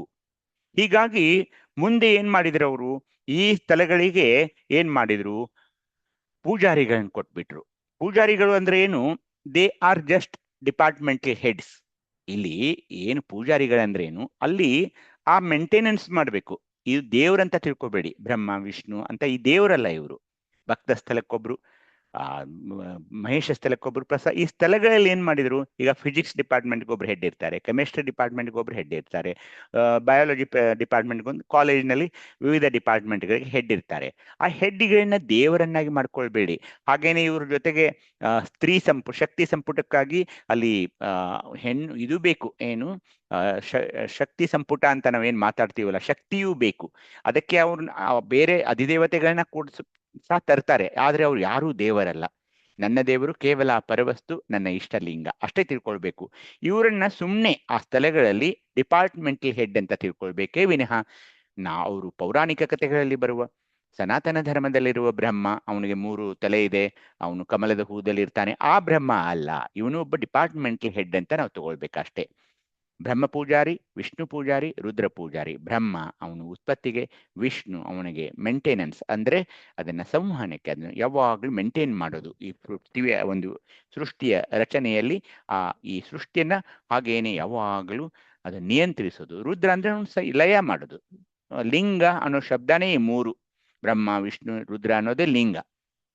ಮುಂದೆ ಈಶ್ವರ ಪೂಜಾರಿ, ಸದಾಶಿವ ಪೂಜಾರಿ, ಮಹೇಶ್ವರ ಪೂಜಾರಿ, ಪರಮೇಶ್ವರ ಪೂಜಾರಿ, ಸರ್ವೇಶ್ವರ ಪೂಜಾರಿ, ಮಹಾದೇವ ಪೂಜಾರಿ ಅಂತ ಬರ್ತಾ ಇದ್ದಾರೆ. ಸುಮ್ಮನೆ ಗೊತ್ತಿರ್ಲಿ ಅಂತ. ಇವುಗಳಿಗೆ ಹೆಚ್ಚು ನೀವು ಅಂಟಿಕೊಂಡು ಅವ್ರು ಬ್ರಹ್ಮ ಅನ್ಬೇ ಇಲ್ಲ, ವಿಷ್ಣು ಇವರೆಲ್ಲ ಯಾರು ಅನ್ನೋದಿಲ್ಲ. ಇವರು ಜಸ್ಟ್ ಡಿಪಾರ್ಟ್ಮೆಂಟಲ್ ಹೆಡ್. ಅದಕ್ಕೆ ಅವ್ರು ಬಹಳ ಏನ್ ಮಾಡಿಲ್ಲ. ಅನಾದಿ ಬ್ರಹ್ಮನ ಪೂಜೆಗೆ ಅಧಿಕಾರಿಯಾಗಿ ಇರುವೆ ಮೊದಲು ಆನೆ ಕಡೆಯಾದ 84 ಲಕ್ಷ ಜೀವರಾಶಿಯ ಉತ್ಪತ್ತಿಗೆ ಕರ್ತೃವಾದನೆ ಬ್ರಹ್ಮ ಪೂಜಾರಿ. ಅಂದ್ರೆ ಇಡೀ ಸೃಷ್ಟಿಯಲ್ಲಿ ಏನೇನು ಸೃಷ್ಟಿಯಾಗುತ್ತಲ್ಲ, ಉತ್ಪತ್ತಿಯಾಗುತ್ತಲ್ಲ, ಅದಕ್ಕೆಲ್ಲ ಈ ಬ್ರಹ್ಮ ಅನ್ನೋ ಒಬ್ಬ ಪೂಜಾರಿ ಒಂದು ತತ್ವವನ್ನು ಕೊಟ್ಟಿದ್ದಾರೆ ಹೊರತು ಅವನು ಒಬ್ಬ ದೊಡ್ಡ ದೇವರು ಅಂತ ಹಾಗಲ್ಲ ನಮ್ಮ ಲಿಂಗವಂತ ಧರ್ಮದಲ್ಲಿ. ಹಾಗೇನೆ ಈ ಎಲ್ಲ ಜೀವರಾಶಿಗೆ 84 ಲಕ್ಷ ಜೀವರಾಶಿಗೆ ಆಹಾರವನ್ನಿತ್ತು ಪೋಷಣೆ ಮಾಡಿ ಅವುಗಳ ರಕ್ಷಣೆಗೆ ಕರ್ತೃವಾದನೆ ವಿಷ್ಣು. ಮುಂದೆ ಇದನ್ನ ಲಯ ಆಗ್ಬೇಕಲ್ಲ, ಯಾರು ಹುಟ್ಟಿ ಬರ್ತಾರಲ್ಲ ಅವರು ಸಾಯಲೇಬೇಕು, ಯಾವುದೇ ಜೀವಿ ಇರಲಿ. ಇರುವೆ ಮೊದಲು ಆನೆ ಕಡೆಯಾದ 84 ಲಕ್ಷಗಳ ಜೀವರಾಶಿಯ ಸಂಹಾರಕ್ಕೆ ಯಾರು ಕಾರಣ ಅಂದ್ರೆ Rudra Pujari. They are all departmental heads, ವಿಭಾಗದ ಮುಖ್ಯಾಧಿಕಾರಿಗಳು ಅಷ್ಟೇ.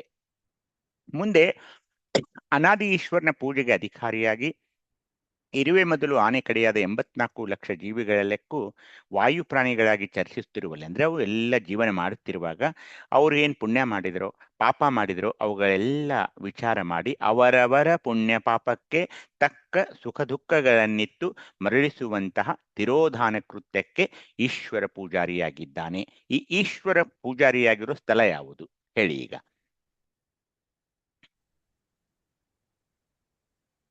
ಈಶ್ವರ ಪೂಜಾರಿಯಾಗಿರುವ ಸ್ಥಳ ಯಾವುದು? ಅಲ್ಲಿರುವ ಲಿಂಗ ಯಾವುದು? ಪ್ರಾಣಲಿಂಗ ಸ್ಥಳ, ಅಲ್ಲಿರುವ ಲಿಂಗ ಜಂಗಮಲಿಂಗ. ಜಂಗಮಲಿಂಗ. ಹೀಗಾಗಿ ಆ ಜಂಗಮಲಿಂಗ ಏನಂದ್ರೆ ಇಲ್ಲಿರುವ ಜೀವಿಗಳನ್ನೆಲ್ಲ ಅವ್ರೇನ್ ಪುಣ್ಯ ಎಷ್ಟು ಮಾಡಿದ್ರು, ಪಾಪ ಎಷ್ಟು ಮಾಡಿದ್ರು, ಏನೇನು ಕೆಟ್ಟ ಕೆಲಸ ಮಾಡಿದ್ರು, ಒಳ್ಳೆ ಕೆಲಸ ಮಾಡಿದ್ರು, ಅದರ ತಕ್ಕ ಹಾಗೆ ಅವ್ರಿಗೆ ಸುಖ ದುಃಖಗಳನ್ನ ಯಾರು ಕೊಡ್ತಾರೋ ಅದಕ್ಕೇನಂತಾರೆ ತಿರೋಧಾನ ಕೃತ್ಯ. ಇವನ್ ಕೆಲಸ, ಈಶ್ವರ ಪೂಜಾರಿ ಕೆಲಸ ಏನಂದ್ರೆ ಇಲ್ಲಿರುವ ಜೀವಿಗಳ ಒಂದು ಲೆಕ್ಕಾಚಾರ ಮಾಡ್ಬೇಕು ಅವನು.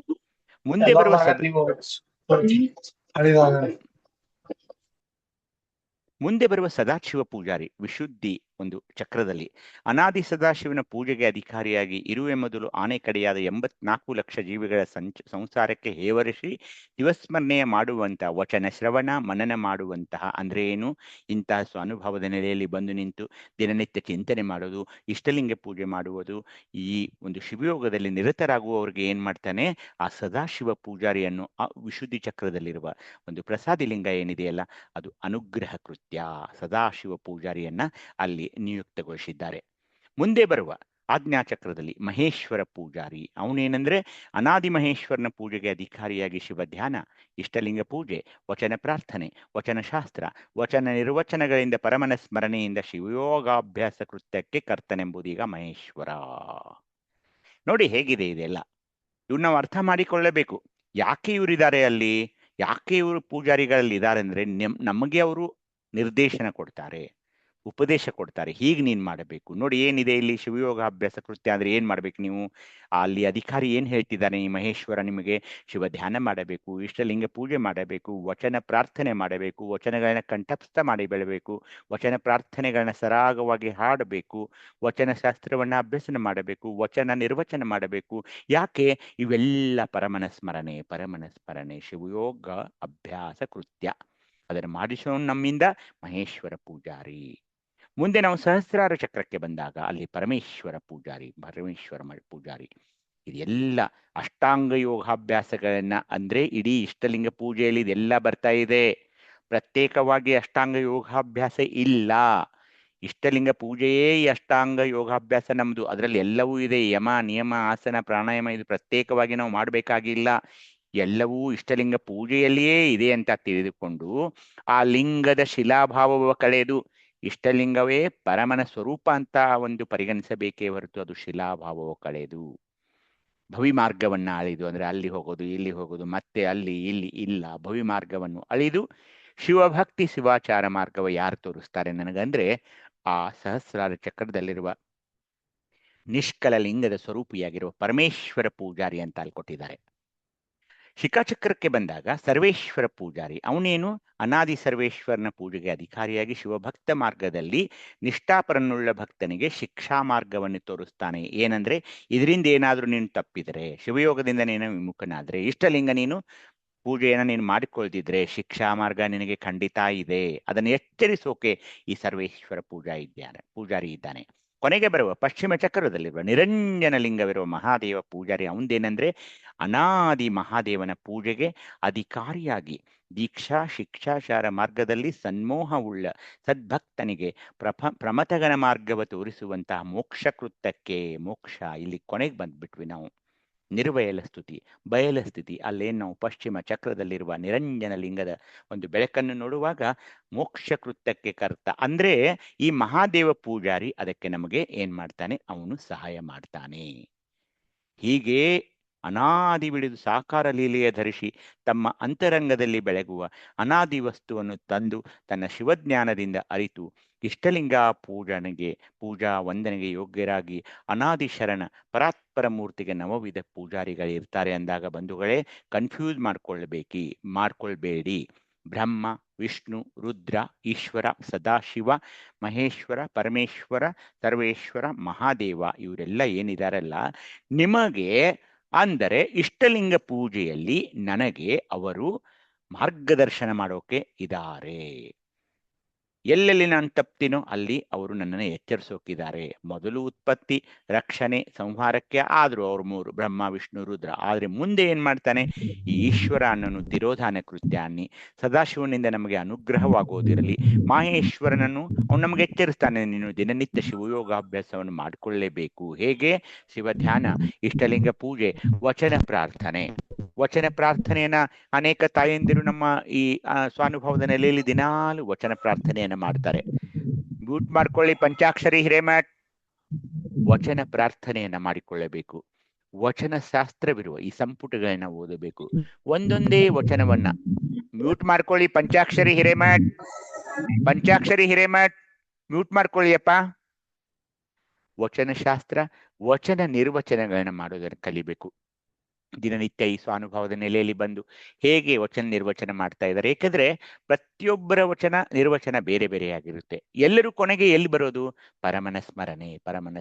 ಗುರುದೇವರ ವಚನಗಳಿಂದ ನಾವೇನ್ ಮಾಡ್ತಾ ಇದ್ದೀವಿ? ಆ ಪರಮನ ಸ್ಮರಣೆ ಕೊನೆಗೆ ವಿವಿಧ ಸ್ಥಳಕಟ್ಟುಗಳಲ್ಲಿ ನಿಂತು ಆ ನಿರ್ವಚನವನ್ನ ಮಾಡಿದಾಗ ಅಲ್ಲಿ ಕೇವಲ ಏನಿರುತ್ತೆ ಕೊನೆಗೆ? ಅದರ ಗುರಿ ಏನು? ಆ ವಚನ ನಿರ್ವಚನದ ಗುರಿ ಏನಂದ್ರೆ ಪರಮನ ಸ್ಮರಣೆ.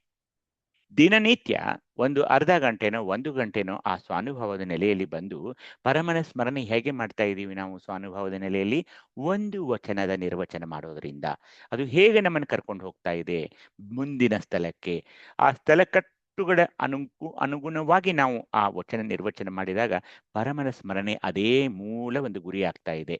ಶಿವಯೋಗದ ಅಭ್ಯಾಸ ಹಾಗೆ ಸಾಗ್ತಾ ಇದೆ. ಶಿವಯೋಗದ ಅಭ್ಯಾಸಕ್ಕಾಗಿ ನೀವೇನೇನ್ ಮಾಡಬೇಕು? ಇಷ್ಟಲಿಂಗ ಪೂಜೆ. ಅದನ್ನ ಬಿಟ್ಟು ಯಾವುದೇ ಮಾರ್ಗ ಇಲ್ಲ. ಇದು ಒಂದು. ಎರಡನೇದು, ನಮ್ಮ ಸಾಹಿತ್ಯ ಏನು? ವಚನ ಪ್ರಾರ್ಥನೆ, ವಚನ ಸಾಹಿತ್ಯ ಆ ಶಾಸ್ತ್ರವನ್ನ ಬಿಟ್ಟು, ವಚನ ಸಾಹಿತ್ಯವನ್ನ ಬಿಟ್ಟು ನನಗೆ ಬೇರೆ ಯಾವ ಗ್ರಂಥಗಳು ಇಲ್ಲ, ಯಾವ ಸಾಹಿತ್ಯವೂ ಇಲ್ಲ. ಹೀಗಾಗಿ ವಚನಗಳನ್ನು ನಾನು ನಿರ್ವಚನ ಮಾಡಿ ಪರಮನ ಸ್ಮರಣೆಯಲ್ಲಿ ತೊಡಗೋದಿದೆಯಲ್ಲ, ಅದಕ್ಕೆ ನಾನೇನಂತೀನಿ, ಶಿವಯೋಗದ ಅಭ್ಯಾಸ. ಶಿವಯೋಗದ ಅಭ್ಯಾಸವನ್ನ ದಿನನಿತ್ಯ ಮಾಡೋಕೆ ನನಗೆ ಯಾರು ಸಹಾಯ ಮಾಡ್ತಾ ಇದ್ದಾರೆ, ಯಾರು ನನಗೆ ಆಶೀರ್ವಾದ ಮಾಡ್ತಾ ಇದ್ದಾರೆ ಅಂದ್ರೆ ಇಲ್ಲಿರುವ ಮಹೇಶ್ವರ ಪೂಜಾರಿ ಸಹಸ್ರಾರ ಚಕ್ರದಲ್ಲಿದ್ದಾನೆ ಆತ. ಹೀಗೆ ಪರಮೇಶ್ವರ ಪೂಜಾರಿ, ಸರ್ವೇಶ್ವರ ಪೂಜಾರಿ, ಮಹಾದೇವಿ ಪೂಜಾರಿ ಅಂತ ಹೇಗೆ ಅನೇಕ ಇವೆಲ್ಲ ನಾವು ಅರ್ಥ ಮಾಡಿಕೊಳ್ಳಬೇಕು. ಇವು ಪೂಜಾರಿಗಳು ಯಾರಂದ್ರೆ they are going to help you in Shivayoga ಅಷ್ಟೇ. ಅವರೇ ದೇವರಲ್ಲ, ಅವರಿಗೂ ಆ ಬ್ರಹ್ಮ ವಿಷ್ಣು ಮಹೇಶ್ವರ ಅವೆಲ್ಲ ಇದೆಯಲ್ಲ ಬೇರೆ ಇದರಲ್ಲಿ, ಆ ಥರ ಇವುಗಳನ್ನ ದಯವಿಟ್ಟು ಭಾವಿಸ್ಕೊಳ್ಳಬೇಡಿ, ಕನ್ಫ್ಯೂಸ್ ಮಾಡ್ಕೋಬೇಡಿ. ಇವರು ಡಿಪಾರ್ಟ್ಮೆಂಟಲ್ ಹೆಡ್ಸ್ ಅಷ್ಟೇ ತಿಳ್ಕೊಬೇಕು ನೋಡಿ ನೀವು, ಅಷ್ಟೇನೂ ಇಲ್ಲ. ಅವರನ್ನ ನೀವು ಆ ಪುರಾಣ ಕಥೆಗಳಲ್ಲಿ ಬರುವ, ಪೌರಾಣಿಕ ಕಥೆಗಳಲ್ಲಿ ಬರುವ ಆ ದೇವರುಗಳಿಗಂದೇ ಈ ಬ್ರಹ್ಮ ವಿಷ್ಣು ರುದ್ರ ಇವ್ರನ್ನೆಲ್ಲ ನೀವು ಸಮೀಕರಣ ಮಾಡಿಕೊಳ್ಬೇಡಿ. ಇವರೇ ಬೇರೆ ಅವರೇ ಬೇರೆ ಅಂತ ಅದನ್ನು ಯಾವಾಗಲೂ ಭಾವಿಸಿಕೊಳ್ಳಿ. ಹೀಗಾಗಿ ಈ ಒಂದು ಪೂಜಾರಿಗಳನ್ನ ಹೇಗೆ ಅವರು ನಿರ್ಮಿಸಿದ್ದಾರೆ ಅಂತ ನೋಡಿಕೊಂಡು ಅದಕ್ಕೆ ಏನ್ ಮಾಡಿದ್ದಾರೆ, ಆ ಪೂಜಾರಿಗಳಿಗೆ ಹೆಲ್ಪ್ ಆಗಲು ಶಕ್ತಿ ಸಂಪುಟ ಅಂತ ನಾವು ಅಂತೀರಲ್ಲ, ಬ್ರಹ್ಮ ನದಿ ದೇವತೆ, ವಿಷ್ಣು ನದಿ ದೇವತೆ, ರುದ್ರ ನದಿ ದೇವತೆ, ಈಶ್ವರ ನದಿ ದೇವತೆ, ಸದಾಶಿವ ನದಿ ದೇವತೆ, ಮಹೇಶ್ವರ ನದಿ ದೇವತೆ, ಪರಮೇಶ್ವರ ನದಿ ದೇವತೆ, ಸರ್ವೇಶ್ವರ ನದಿ ದೇವತೆ, ಮಹಾದೇವನ ಅಧಿದೇವತೆ ಅಂತ ಕೊಟ್ಟಿದ್ದಾರೆ. ಅಲ್ಲಿ ಬ್ರಹ್ಮನ ಅಧಿದೇವತೆ ಸರಸ್ವತಿ ಅಂತ, ವಿಷ್ಣುವಿಗೆ ಲಕ್ಷ್ಮಿ ಅಂತ, ರುದ್ರನಿಗೆ ಭದ್ರಿ, ಈಶ್ವರನಿಗೆ ಕಾಳಿ, ಹಾಗೇನೆ ಸದಾಶಿವನಿಗೆ ಕಂಕಾಳಿ, ಮಹೇಶ್ವರನಿಗೆ ರುದ್ರಾಣಿ, ಪರಮೇಶ್ವರನಿಗೆ ಶಂಕರಿ, ಸರ್ವೇಶ್ವರನಿಗೆ ಶರ್ವಾಣಿ, ಮಹಾದೇವನಿಗೆ ಸರ್ವೇಶ್ವರಿ ಅಂತ. ಇದೇನಂದ್ರೆ ಶಕ್ತಿ ಸಂಪುಟ. ಅಲ್ಲಿ ಶಕ್ತಿ ಮತ್ತು ಶಿವಶಕ್ತಿಯ ಒಂದು ಸಂಪುಟ ಆಗಬೇಕು.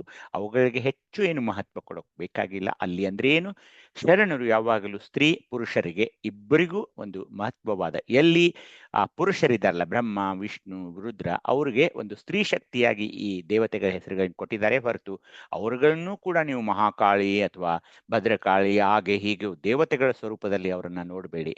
ಒಬ್ಬ ಗಂಡಸನಿಗೆ ಒಬ್ಬ ಸ್ತ್ರೀಯೂ ಕೂಡ ಸಹಾಯಕಿಯಾಗಿ ಯಾವಾಗಲೂ ಕೆಲಸ ಮಾಡಬೇಕೇ ಹೊರತು ಅದು ದೇವರು ಅಲ್ಲ, ಇವರು ದೇವತೆಗಳು ಅಲ್ಲ, ಸುಮ್ಮನೆ ಅವಕ್ಕೆ ಹೆಸರಿದೆ ಅಷ್ಟೇ, ಅಧಿದೇವತೆ ಅಧಿದೇವ ಅಂತ.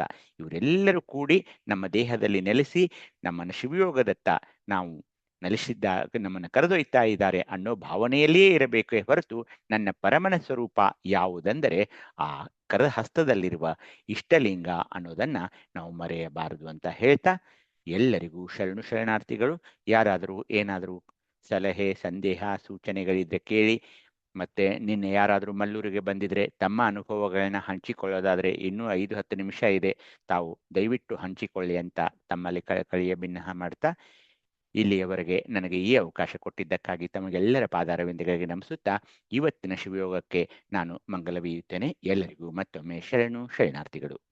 ತಮಗೂ ಭಕ್ತಿಪೂರ್ವಕ ಶರಣಾರ್ಥಿಗಳಪ್ಪ ಅವರೇ. ಶರಣಾರ್ಥಿ. ಭಕ್ತಿಯ ಶರಣಾರ್ಥಿಗಳು.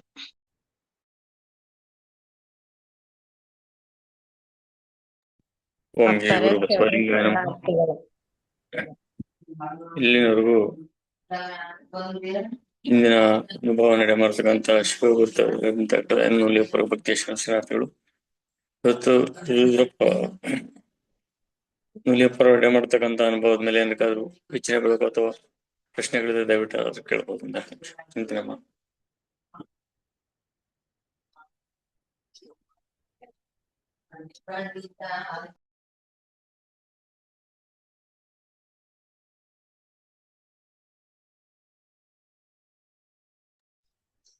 ಎಲ್ಲರಿಗೂ ಭಕ್ತಿಯ ಶರಣಾರ್ಥಿಗಳು.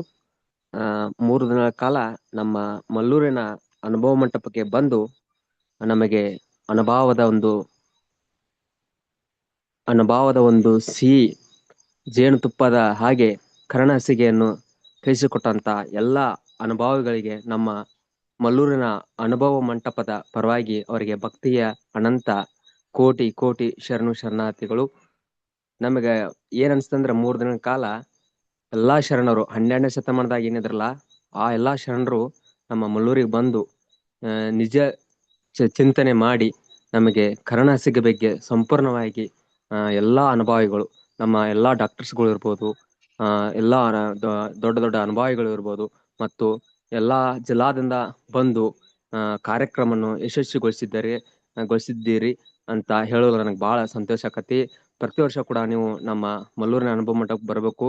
ನೀವು ಬರುವುದೇ ನಮಗೆ ಒಂದು ಹಬ್ಬ ಮತ್ತು ಒಂದು ಸಂಗಮ ಇದ್ದಂಗೆ. ಎಲ್ಲರೂ ಬಂದಿದ್ದಕ್ಕೆ ಅನಂತ ಭಕ್ತಿಯ ನಿಮಗೆ ಶರಣಾರ್ಥಿ. ನಮಗೂ ಶರಣು ಶರಣಾರ್ಥಿಗಳು. ಸಂಪೂರ್ಣವಾಗಿ ವ್ಯವಸ್ಥೆಯನ್ನ ಅಪರ ಮಾಡ್ರಿ. ಇಲ್ಲ, ನೀವು ಮಾತಾಡಿ ರೇಣುಕಾ, ನಿಮ್ದು ಆದ ನಂತರ ಮಾತಾಡ್ತೀನಿ. ಆಯ್ತು. ಅಲ್ಲಿ ಪರಿಪೂರ್ಣವಾಗಿ ಯಾವುದೇ ರೀತಿಯ ತೊಂದರೆ ಆಗದಂಗೆ ವ್ಯವಸ್ಥೆಗಳನ್ನ ಮಾಡಿ ಒಳ್ಳೆ ಸುಸಜ್ಜಿತವಾಗಿರ್ತಕ್ಕಂಥದ್ದು, ಬಹಳ ಚೆನ್ನಾಗಿ ಶಿಸ್ತುಬದ್ಧವಾಗಿ ಅರೇಂಜ್ ಮಾಡಿರ್ತಕ್ಕಂಥ ತಮ್ಮೆಲ್ಲ ಶರಣ ಬಂಧುಗಳು ಅಲ್ಲಿ ಇರ್ತಕ್ಕಂಥ ಯಾರು ಮುನ್ನಡೆದ್ರು ತಮ್ಮೆಲ್ಲರಿಗೂ ಸಹ ಭಕ್ತಿಯ ಶರಣಾರ್ಥಿಗಳು. ಯಾವುದೇ ಕೊರತೆ ಆಗದಂಗೆ ಸೂತ್ರವಾಗಿ ನಡೆಯೋದಕ್ಕೆ ತಮ್ಮ ನಿಷ್ಠೆ ಮತ್ತು ತಮ್ಮ ಡೆಡಿಕೇಶನ್ ಬಹಳ ಇಂಪಾರ್ಟೆಂಟ್ ಇತ್ತು. ಬಹಳ ಚೆನ್ನಾಗಿ ವ್ಯವಸ್ಥೆಯನ್ನು ಮಾಡಿದ್ರಿ. ತಮ್ಮೆಲ್ಲರಿಗೂ ಇನ್ನು ಹೆಚ್ಚಿನ ಶಕ್ತಿಯನ್ನು ಕೊಡ್ಲಿ ಗುರುದೇವರು ಅಂತ ವಿನಂತಿ ಮಾಡ್ಕೊಂತ ಶರಣ ಅವ್ರ ಮಾತಾಡ್ರ. ಅಮರ್ ಶೆಟ್ಟಿ ಅವ್ರು ಬಂದಿದಾರ? ನಿನ್ನೆ ಯಾರು ಬಂದವ್ರು ಇದ್ರ? ಮಾತಾಡಿ ಅಣ್ಣ, ನಿನ್ನೆ ನಿಮ್ಮ 2 ದಿನದ ಅನುಭವ ಸ್ವಲ್ಪ ಹಂಚಿಕೊಳ್ಳಿ. ಓಂ ಶ್ರೀ ಗುರು ಬಸವಲಿಂಗಾಯನ್ಮ. ಸ್ವಾನುಭವ ನೆಲೆಯಲ್ಲಿ ಭಾಗವಹಿಸಿದ ಎಲ್ಲ ಶರಣ ತಂದೆ ತಾಯಿಗಳ ಅನಂತ ಶರಣಾರ್ಥಿಗಳು. ಮಲ್ಲೂರಿನಲ್ಲಿ ನಾವು 3 ದಿವಸ ಇದ್ದೀವಿ. ಅಂದ್ರೆ ಪ್ರಾರಂಭ ದಿವಸದಿಂದ ಕೊನೆವರೆಗೆ ಇದ್ದೀವಿ. ಆ 3 ದಿವಸವರೆಗೆ ನಮ್ಗೆ ಯಾವುದೂ ತೊಂದರೆ ಆಗದಂಗ ಬಹಳ ಅವರು ಅಚ್ಚುಕಟ್ಟಾಗಿ ಒಂದು ಇದನ್ನ ಮಾಡಿದ್ರು. ಅದರಲ್ಲಿ ವಿಷಯಗಳು ಬಹಳ ಗಹನವಾದ ವಿಷಯಗಳು ಇರೋದ್ರಿಂದ ಎಲ್ಲರೂ ರುದ್ರಪ್ಪರಾಗ್ಲಿ, ಭಾರತೀಯಮ್ಮರಾಗ್ಲಿ, ಮತ್ತೆ ನಮ್ಮ ಡಾಕ್ಟರ್ ನೂಲಿ ಅವರಾಗ್ಲಿ,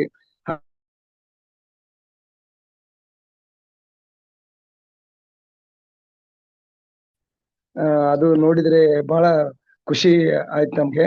ಮತ್ತೆ ಅದೇ ತರ ಅರೇಂಜ್ಮೆಂಟ್ ಊಟದ್ದಾಗ್ಲಿ, ಆಮೇಲೆ ಉಳ್ಕೊಳ್ಳೋ ವ್ಯವಸ್ಥೆ, ಬಿಸಿ ನೀರಿನ ಸಹಿತ ಬಹಳ ತುಂಬಾ ಚೆನ್ನಾಗಿ ನಮ್ಮ ಮಲ್ಲೂರಿನೆಲ್ಲ ಶರಣರು ಮಾಡಿದ್ರು. ಅವರ ಒಂದು ಸೇವೆಗೆ ನಮ್ದು ಅನಂತ ಕೃತಜ್ಞತೆಗಳನ್ನ ಅರ್ಪಿಸುತ್ತಾ ಎಲ್ಲರಿಗೂ ಅನಂತ ಶರಣಾರ್ಥಿಗಳು. ಡಾಕ್ಟರ್ ಪ್ರಿಯಾಂಕಾ ಕೋಣಿನ್. ಡಾಕ್ಟರ್ ಪ್ರಿಯಾಂಕಾ ಇದ್ದೀರಾ? ಭಾರತೀಯವ್ವ? ಪ್ರೇಮ ಅವ್ರೇನಂತ ಹೇಳ್ತಾರೆ. ಪ್ರೇಮಕ್ಕ ಇದ್ದಾರಾ? ಇದಾರೆ, ಮಾತಾಡಿ ಪ್ರೇಮಕ್ಕ, ಮಾತಾಡಿ, ನಿಮ್ಮ ಅನುಭವವನ್ನು ಹಂಚಿಕೊಳ್ಳಿ. ಓಂ ಶ್ರೀ ಗುರು ಬಸವಲಿಂಗಾಯ ನಮಃ. ವೇದಿಕೆಯಲ್ಲಿ ಸಮಾವೇಶಗೊಂಡಿರುವ ಸರ್ವರಿಗೂ ಭಕ್ತಿಯ ಶರಣಾರ್ಥಿಗಳು. ಅದ್ಭುತವಾಗಿರ್ತಕ್ಕಂಥ ಚಿಂತನೆಯನ್ನ 8 ಕ್ಲಾಸುಗಳನ್ನ ಒಂದೂ ಮಿಸ್ ಮಾಡದ ಹಾಗೆ ಅನುಭವಿಸಿದೆಯಲ್ಲ, ಅದಕ್ಕಿಂತ ಬಹಳ ದೊಡ್ಡದ ಆನಂದ ಇನ್ನೊಂದಿಲ್ಲ ಅಂತ ಅನಿಸ್ತದೆ. ಕಾರಣ, ಬಹಳ ದೊಡ್ಡ ಗ್ರಂಥಗಳನ್ನ ನಮ್ಗೆಲ್ಲ ಕೊಟ್ಟಿದ್ದೀರಿ, ಓದ್ತಾ ಇರ್ತೇವೆ.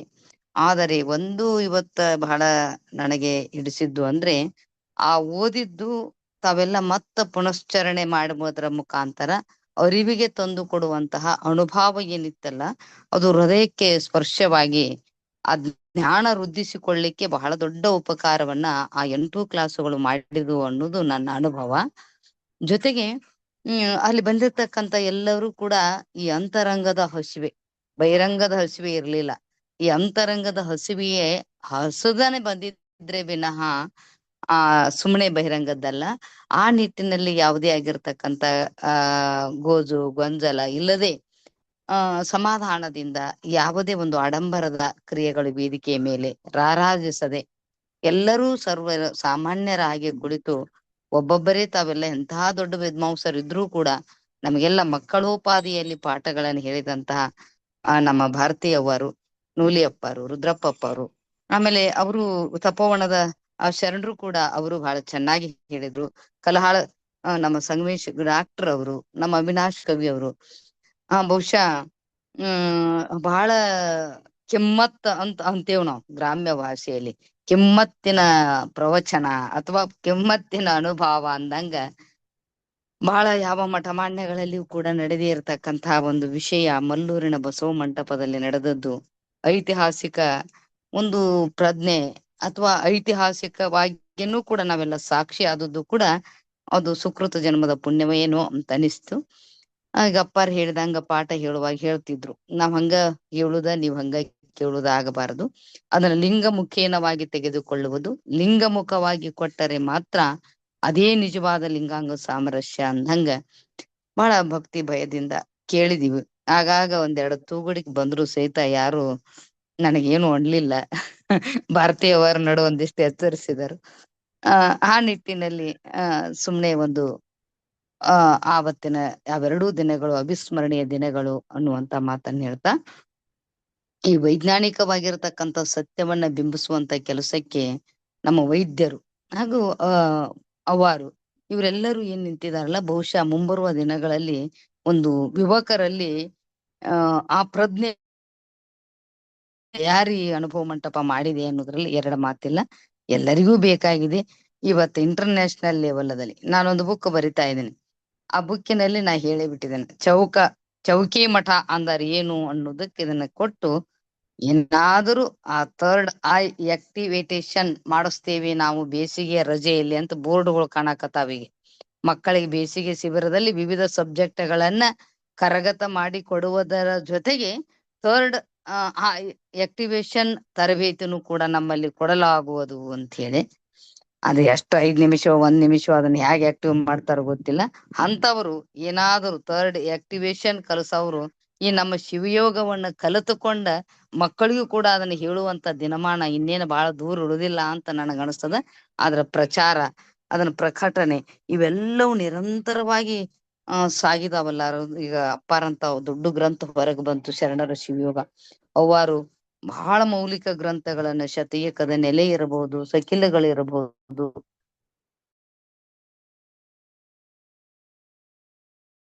ಬಿಂದು ಅನ್ನುವಂತ ನಾವು ಅದು ಇನ್ನಿಷ್ಟು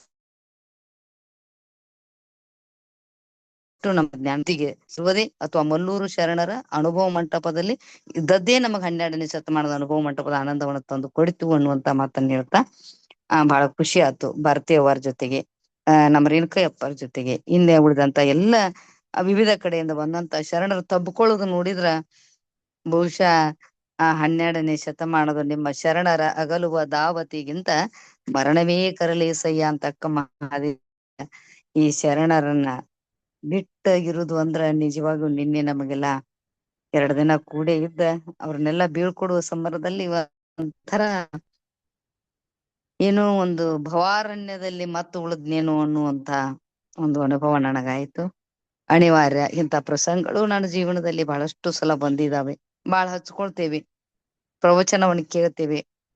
ಒಳ್ಳೆ ಮಠಾಧೀಶರ ಪ್ರವಚನವನ್ನು ಕೇಳಿದ ಮುಗಿದ ಓದ ನಕ್ಷದ ನಮಗೆಲ್ಲ ಆ ಒಂಟಿತನದ ಮನೆಯಲ್ಲಿ ಮಕ್ಕಳ, ಗಂಡರು, ಸಂಬಂಧಿಕರು ಏನೆಲ್ಲಾ ಸೌಲಭ್ಯ ಇದ್ರು ಕೂಡ ಆ ಒಂಟಿತನ ಕಾಡ್ತದೆ. ಶರಣರ ನಿಜವಾದ ಶರಣರ ಸಂಘಕ್ಕೆ ಆತ್ಮೀಯರಾಗಿರ್ತಕ್ಕಂಥ ಒಂದು ದೂರ ಮಾಡ್ಕೊಂಡಾಗ ಒಂಟಿತನ ಇವತ್ತಿನ ದಿನಮಾನದಲ್ಲಿ ಕಡಿಮೆ.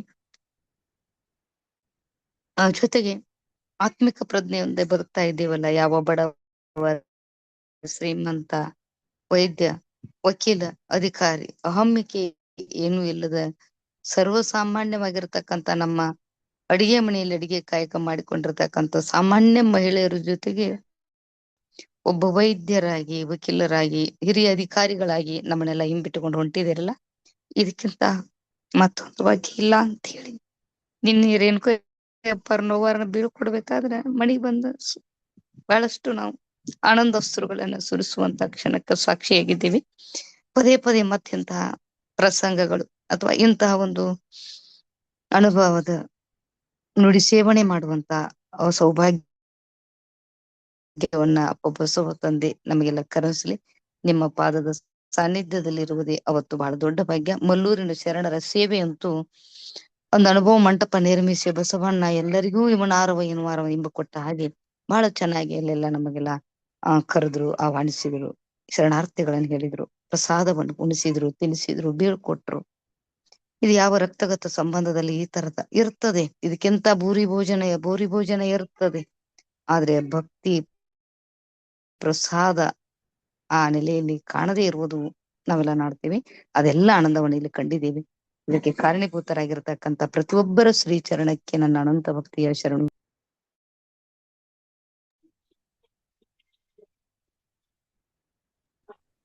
ಭಾರತೀಯವ ಮಾತಾಡ್ತೀರಾ?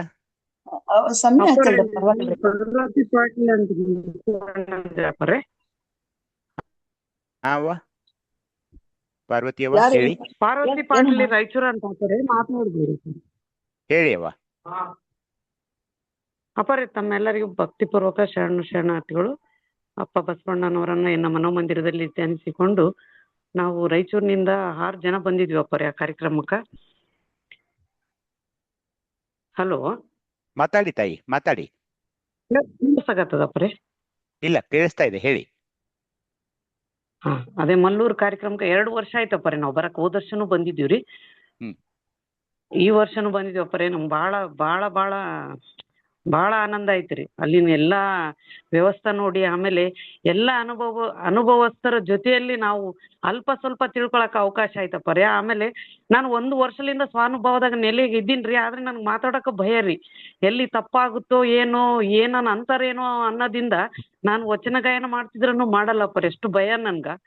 ಆದ್ರೂ ನನ್ನ ನಿನ್ನೆ ವೇದಿಕೆ ಮೇಲೆ ಕುಂದಿಸಿದ್ ನೋಡಿ, ಎಲ್ಲ ಅನುಭವಸ್ಥರ ಮಧ್ಯದಲ್ಲಿ ನಾನು ಅತ್ಯಂತ ಸಣ್ಣೋಳು, ಆದ್ರೂ ತಾವು ಅಂತ ಅವಕಾಶ ಮಾಡಿ ಕೊಟ್ಟಿದ್ರಲ್ಲ. ಆ ಮಲ್ಲೂರಿನ ಎಲ್ಲ ಶರಣರಿಗೂ, ಆಮೇಲೆ ನಮ್ಮ ರುದ್ರಪ್ಪರು ಯಾವಾಗ್ಲೂ ಹೇಳ್ತಿದ್ರಿ, ನಮ್ದು ರಾಯಚೂರು ಹಿಂದುಳಿದ ಭಾಗ ಆದ್ರೂ ಈ ನನ್ಗ ಅಂತರಂಗದಲ್ಲಿ ಈ ಬಸವಣ್ಣಪ್ಪಂದು ಬಹಳ ಹುಚ್ಚುರಿ. ನನ್ಗ ತಿಳ್ಕೊಬೇಕಂದಾಗ ಯಾವಾಗ ರುದ್ರಪ್ಪ ಸರ್ ನಮ್ಮ ಬಸವ ಕೇಂದ್ರಕ್ಕೆ ಬಂದು ನಿಜಾಚರಣೆ, ಶಿವಾನಂದಪ್ಪರು ಆಮೇಲೆ ಸಂಗೊಳ್ಳಿ ಅಪ್ಪರು ಬಂದಿದ್ರಿ, ಇದನ್ನ ಏನಾರ ತಿಳ್ಕೊಬೇಕಪ್ಪರೇ ಹೆಂಗ್ ಮಾಡ್ಬೇಕಂದಾಗ, ಇಲ್ಲವಾ ಇದು ಹೆಚ್ಚಿನ ಮಾಹಿತಿ ಬೇಕಂದ್ರೆ ಮಲ್ಲೂರಿಗೆ ಬರ್ಬೇಕು, ನೀವು ತಿಳಿಸ್ಕೊಡಕ್ ಆಗಲ್ಲ ಅಂದ್ರಿ. ಅದಕ್ಕೆ ನಾನು ಹೋದ ವರ್ಷನೂ ಬಂದಿದ್ದೆ ಅಪ್ಪರೇ. ಹೋದ ವರ್ಷ ಬಂದಿದ್ದರೆ ಅಲ್ಲಿಂದ ನಾನು ಕರ್ಣ ಹಾಸಿಗೆ ಬುಕ್ಕ ತಗೊಂಬಂದ್ರೆ, ನಾನು ನಿಜವಾಗ್ಲೂ ಅದು ಓದಿದ್ರು ಅರ್ಥ ಆಗಿಲ್ರಿ. ಈಗ ಏನ್ 3 ದಿನ ಕಾರ್ಯಕ್ರಮ ಮಾಡಿದಲ್ಲಪ್ಪರೇ, ಅದು ಸಂಪೂರ್ಣ ಸ್ವಲ್ಪ ಅರ್ಥ ಆಕತ್ತದ್ರಿ ಇವಾಗ. ಅದಕ್ಕೋಸ್ಕರ ನೀವು ಯಾವತ್ತೇ ಕಾರ್ಯಕ್ರಮ ಇಡ್ಲಿ, ನೀವ್ ಎಲ್ಲೇ ಕಾರ್ಯಕ್ರಮ ಇಡ್ಲಿ ಅಪ್ಪರೇ, ನಮ್ಮನ್ನ ನೀವು ಕರೆಯೋದೊಂದೇ ಬೇಕಾಗ್ಯದ್ರಿ. ನಾವು ಬರಕ್ ರೆಡಿ ಇದ್ದೀವ್ರಿ. ಇನ್ನ ಮುಂದಿನ ದಿನಗಳಲ್ಲಿ ಹೆಚ್ಚಿನ ಸಂಖ್ಯೆಯಲ್ಲಿ ನಾವು ಬರ್ತೀವಪ್ಪರೇ. ಮತ್ತೊಮ್ಮೆ ತಮ್ಮೆಲ್ಲರಿಗೆ, ಭಾರತಿ ಅವರಿಗೂ ಆಮೇಲೆ ರುದ್ರಪ್ಪರಿಗೂ ಆಮೇಲೆ ದಯಾನಂದಪ್ಪರು ನಮ್ಮ ಊರಿಗೆ ಬಂದಿದ್ರು, ಆದ್ರೆ ನಮ್ಮ ಪರಿಚಯ ಅವ್ರಿಗೆ ಐತೋ ಇಲ್ಲ ಗೊತ್ತಿಲ್ಲ. ಅವ್ರು ಮಾತ್ರ ನಮ್ಗೆ ಶರಣರ ಶಿವಯೋಗ ಬುಕ್ಕ ಕೊಟ್ಟು ನಮ್ಗೆ ಬಹಳ ದೊಡ್ಡ ಉಪಕಾರ ಆಗ್ಯದಪ್ಪರೇ. ಅದರಿಂದ ನಾವು ಬಸವಣ್ಣಪ್ಪರು ತಿಳ್ಕೊಂಡಿಲ್ಲಲ್ಲ ಅನ್ನೋ ನೋವು ಇತ್ತು. ಆ ಬುಕ್ದಿಂದ ನಮ್ಗೆ ಇವಾಗ ಸ್ವಲ್ಪ ನಾವು ಲಿಂಗ ಪೂಜೆ ಮಾಡ್ಕೊಳ್ಳಿಕ್ಕೆ ಅದ್ರ ಮಾರ್ಗದರ್ಶನ ನೀವು ಮಾಡಿದ್ದಕ್ಕಾಗಿ ನಿಮ್ಗೂ ಕೂಡ ತುಂಬಾ ಹೃದಯದ ಧನ್ಯವಾದಗಳು. ಆಮೇಲೆ ಅಲ್ಲಿ ಎಲ್ಲಾ ಸಮಾವೇಶದಲ್ಲಿ ಪಾಲ್ಗೊಂಡಿರ್ತಕ್ಕಂಥ ಅಡಿಯವರಿಗಾಗ್ಲಿ, ಆಮೇಲೆ ಎಲ್ಲ ನಮ್ಗೆ ವ್ಯವಸ್ಥೆ ಮಾಡಿರ್ತಕ್ಕಂಥ ಮಲ್ಲೂರಿನ ಎಲ್ಲಾ ಗ್ರಾಮಸ್ಥರಿಗೂ, ಹಾಗೂ ಅಲ್ಲಿ ಬಂದಿರ್ತಕ್ಕಂಥ ತಾಯಂದಿರು ಒಂದೊಂದು ಅವ್ರ ಭಾರತೀಯ ಅವ್ರನ್ನೆಲ್ಲ ಪಳಗಿಸಿ ಬಿಟ್ಟಾರ್ರಿ. ಅವ್ರ ಮಾರ್ಗದರ್ಶನಲ್ಲಿ ನನಗೂ ಸ್ವಲ್ಪ ಜ್ಞಾನ ಭಾರತೀಯ ಅವ್ರ ಕಡೆಯಿಂದ ಬೇಕು ಅನ್ಸಕತ್ತದ್ರಿ. ಅವ್ರೆಲ್ಲ ಶರಣರ ಮಧ್ಯೆ ನಾನು ಇದೀನಿ ಅನ್ನೋದೇ ಒಂದು ಖುಷಿ ಆಗಿತ್ರಿ. ಹಂಗಾಗಿ ಮುಂದಿನ ವರ್ಷನೂ ನಾವು ಬರ್ಲಿಕ್ಕೆ, ನಾವು ಯಾವತ್ತೂ ಬರ್ಲಿಕ್ಕೆ ಸದಾ ಸಿದ್ಧ ಇರ್ತೀವ್ರಿ. ನನ್ಗೆ ಮಾತಾಡ್ಲಿಕ್ಕೆ ಅವಕಾಶ ಮಾಡಿಕೊಟ್ಟದಕ್ಕಾಗಿ ತಮ್ಮೆಲ್ಲರಿಗೆ ಮತ್ತೊಮ್ಮೆ ಭಕ್ತಿಪೂರ್ವಕ ಶರಣಾರ್ಥಿಗಳು. ಶರಣಾರ್ಥಿ ಅಕ್ಕ. ಪ್ರೇಮಕ್ಕ ಅತ್ಯಂತ ಹೃದಯ ಪೂರ್ವಕವಾಗಿ ಭಾವನಾತ್ಮಕವಾಗಿ ಹೌದು ಹಾಗೆ ಆಗುತ್ತೆ. ನನಗೂ ಬಂದ ನಂತರ ಏನೋ ಕಳ್ಕೊಂಡಂತ ಒಂದು ವಾತಾವರಣ, ಎಲ್ಲ ನನ್ನ ಬಂಧುಗಳನ್ನೆಲ್ಲ ಬಿಟ್ಟು ಬಂದೇನೋ, ಅಲ್ಲೇ ಇರ್ಬಹುದಾಗಿತ್ತಲ್ಲ, ನಾವೆಲ್ಲರೂ ಕೂಡಿ ಅಲ್ಲೇ ಇರೋನ್ವೇನು, ಅದೇ ಭಾವನೆ ಇತ್ತು ಶಿವಶರಣರಲ್ಲಿ. ಆ ಕಲ್ಯಾಣದ ಕೊನೆ ಗಳಿಗೆಯ ತನಕ ಎಲ್ರು ಅವ್ರು ಯಾಕೂ ಕೂಡಿಕೊಂಡಿದ್ರು, ಕ್ರಾಂತಿ ಆದ ನಂತರವೂ ಕೂಡ ಯಾಕೆ ಹಾಗೆಯೇ ಜೊತೆಯಾಗಿಯೇ ಇದ್ರು ಅನ್ನೋ ಭಾವನೆ ಆಗಿತ್ತು ನೋಡಿ ನನಗೆ ಅಲ್ಲಿ ನಿನ್ನೆ. ಹೀಗೆ ಬರೋವಾಗ ಏನೋ ಎದೆ ಭಾರವಾಗಿ ಬಂದ್ಬಿಡ್ತೀವಿ. ಮತ್ತೆ ಕೂಡೋಣ, ಮತ್ತೆ ಈ ಶಿವಯೋಗದಲ್ಲಿ ನಿರತರಾಗೋಣ, ಮತ್ತೆ ಯಾವಾಗ ಮತ್ತೆ ನಾವು ಕೇಳಿ ಎಷ್ಟು ಚೆನ್ನಾಗಿ ಮಾತಾಡ್ತಾರೆ, ಎಷ್ಟೊಂದು ಹೃದಯಕ್ಕೆ ತಟ್ಟುವ ಹಾಗೆ ಮಾತಾಡ್ತಾರೆ, ನಮ್ಮನ್ನೆಲ್ಲಲ್ಲಿ ಕರ್ಕೊಂಡು ಹೋಗ್ತಾರೆ. ಏನು ಅದು 2 ದಿನ ಅಷ್ಟೊಂದು ಸುಂದರ ಕ್ಷಣಗಳು, ಜೀವನದಲ್ಲಿ ಮರೆಯಲಾರದ ಈ ಕ್ಷಣಗಳು. ಅಲ್ಲಿ ಅದೊಂದು ದೊಡ್ಡ ನಗರವೇನಲ್ಲ, ಒಂದು ಸಣ್ಣ ಹಳ್ಳಿ. ಆದರೆ ನನಗನ್ಸಿದ ಮಟ್ಟಿಗೆ ಅದು ಅದೇ ತರ ಇರ್ಬೇಕನ್ಸುತ್ತೆ. ಈ ಶಿವಯೋಗದ ಚಿಂತನೆ ಮಾಡಿಕೊಳ್ಳುವವು ಒಂದು ವನದಲ್ಲಿ ಮಾಡಿಕೊಳ್ಳುವ ಹಾಗೆ ಎಷ್ಟೊಂದು ಚೆನ್ನಾಗಿತ್ತಂದ್ರೆ, ಅದು ಉಳುವಿಯ ಒಂದು ಕಾಡು ಪ್ರದೇಶದಲ್ಲಿ ಕೂತ್ಕೊಂಡು ಚಿಂತನೆ ಮಾಡ್ತಿರ್ತೀರಲ್ಲ ಆಗಿನ ಕಾಲದ ಶರಣರ ಹಾಗೆ ಇಲ್ಲಿಯೂ ಕೂಡ ನಾವು ಎಷ್ಟು ಚೆನ್ನಾಗಿ ಅವರು ಅದನ್ನ ಅರೇಂಜ್ಮೆಂಟ್ಸ್ ಮಾಡ್ತಾರೆ. ಅಲ್ಲಿಯ ಗ್ರಾಮಸ್ಥರು ಪ್ರಸಾದವನ್ನು ಹೇಗೆ ಅರೇಂಜ್ ಮಾಡ್ತಾರೆ, ಎಷ್ಟೊಂದು ಚೆನ್ನಾಗಿ ಅವರಿಗೆ ಹೃದಯ ನನಗೆ ತುಂಬಿ ಬರ್ತಾ ಇದೆ ಹೃದಯ. ಬಹಳ ಚೆನ್ನಾಗಿ ಅವರು ಪ್ರತಿ ವರ್ಷನೂ ಇದನ್ನು ಮಾಡ್ತಾ ಇದ್ದಾರೆ. ಅವ್ರಿಗೆಲ್ಲರಿಗೂ ನಮ್ಮ ಸ್ವಾನುಭಾವದ ನೆಲೆಯಲ್ಲಿರುವ, ಯಾಕೆಂದ್ರೆ ಸ್ವಾನುಭಾವದ ನೆಲೆ ಬೇರೆಯಲ್ಲ ಮತ್ತು ಬಸವ ಮಂಟಪ ಮಲ್ಲೂರು ಬೇರೆಯಲ್ಲ. ಆ ಬಸವ ಮಂಟಪ ನಿರ್ಮಾಣವಾಗಿರೋದು ಅಥವಾ ಅದಕ್ಕೆ ಮೂಲ ಎಲ್ಲಾ ಆ ಒಂದು ಮಂಟಪ ಅಂತ ಏನ್ ಬಸವ ಮಂಟಪ ಅಂತ ಅವ್ರು ಕಟ್ಟಿದ್ರಲ್ಲ, ಅವ್ರು ಯಾವಾಗಲೂ ಅವ್ರ ಆಶಯ ಏನಂದ್ರೆ ಈ ನಾಡಿನಾದ್ಯಂತ ಎಲ್ಲ ಮಹಾರಾಷ್ಟ್ರದಾದಿಯಾಗಿ ರಾಜ್ಯದ ಹೊರಗಡೆಯಿಂದ ಕೂಡ ಅಲ್ಲಿ ಶರಣರು ಏನ್ ಬರ್ತಾರಲ್ಲ ಅವರ ಒಂದು ಸ್ವಾಗತಕ್ಕಾಗಿ ಅವರು ಸಂಭ್ರಮಿಸುತ್ತಿರ್ತಾರೆ, ಕಾತುರದಿಂದ ಕಾಯ್ತಾ ಇರ್ತಾರೆ ಅನ್ನೋ ಹಾಗೆ ಅವರು ಅಲ್ಲಿಯ ಒಂದು ಸಿದ್ಧತೆಗಳನ್ನ ಮಾಡಿರ್ತಾರೆ.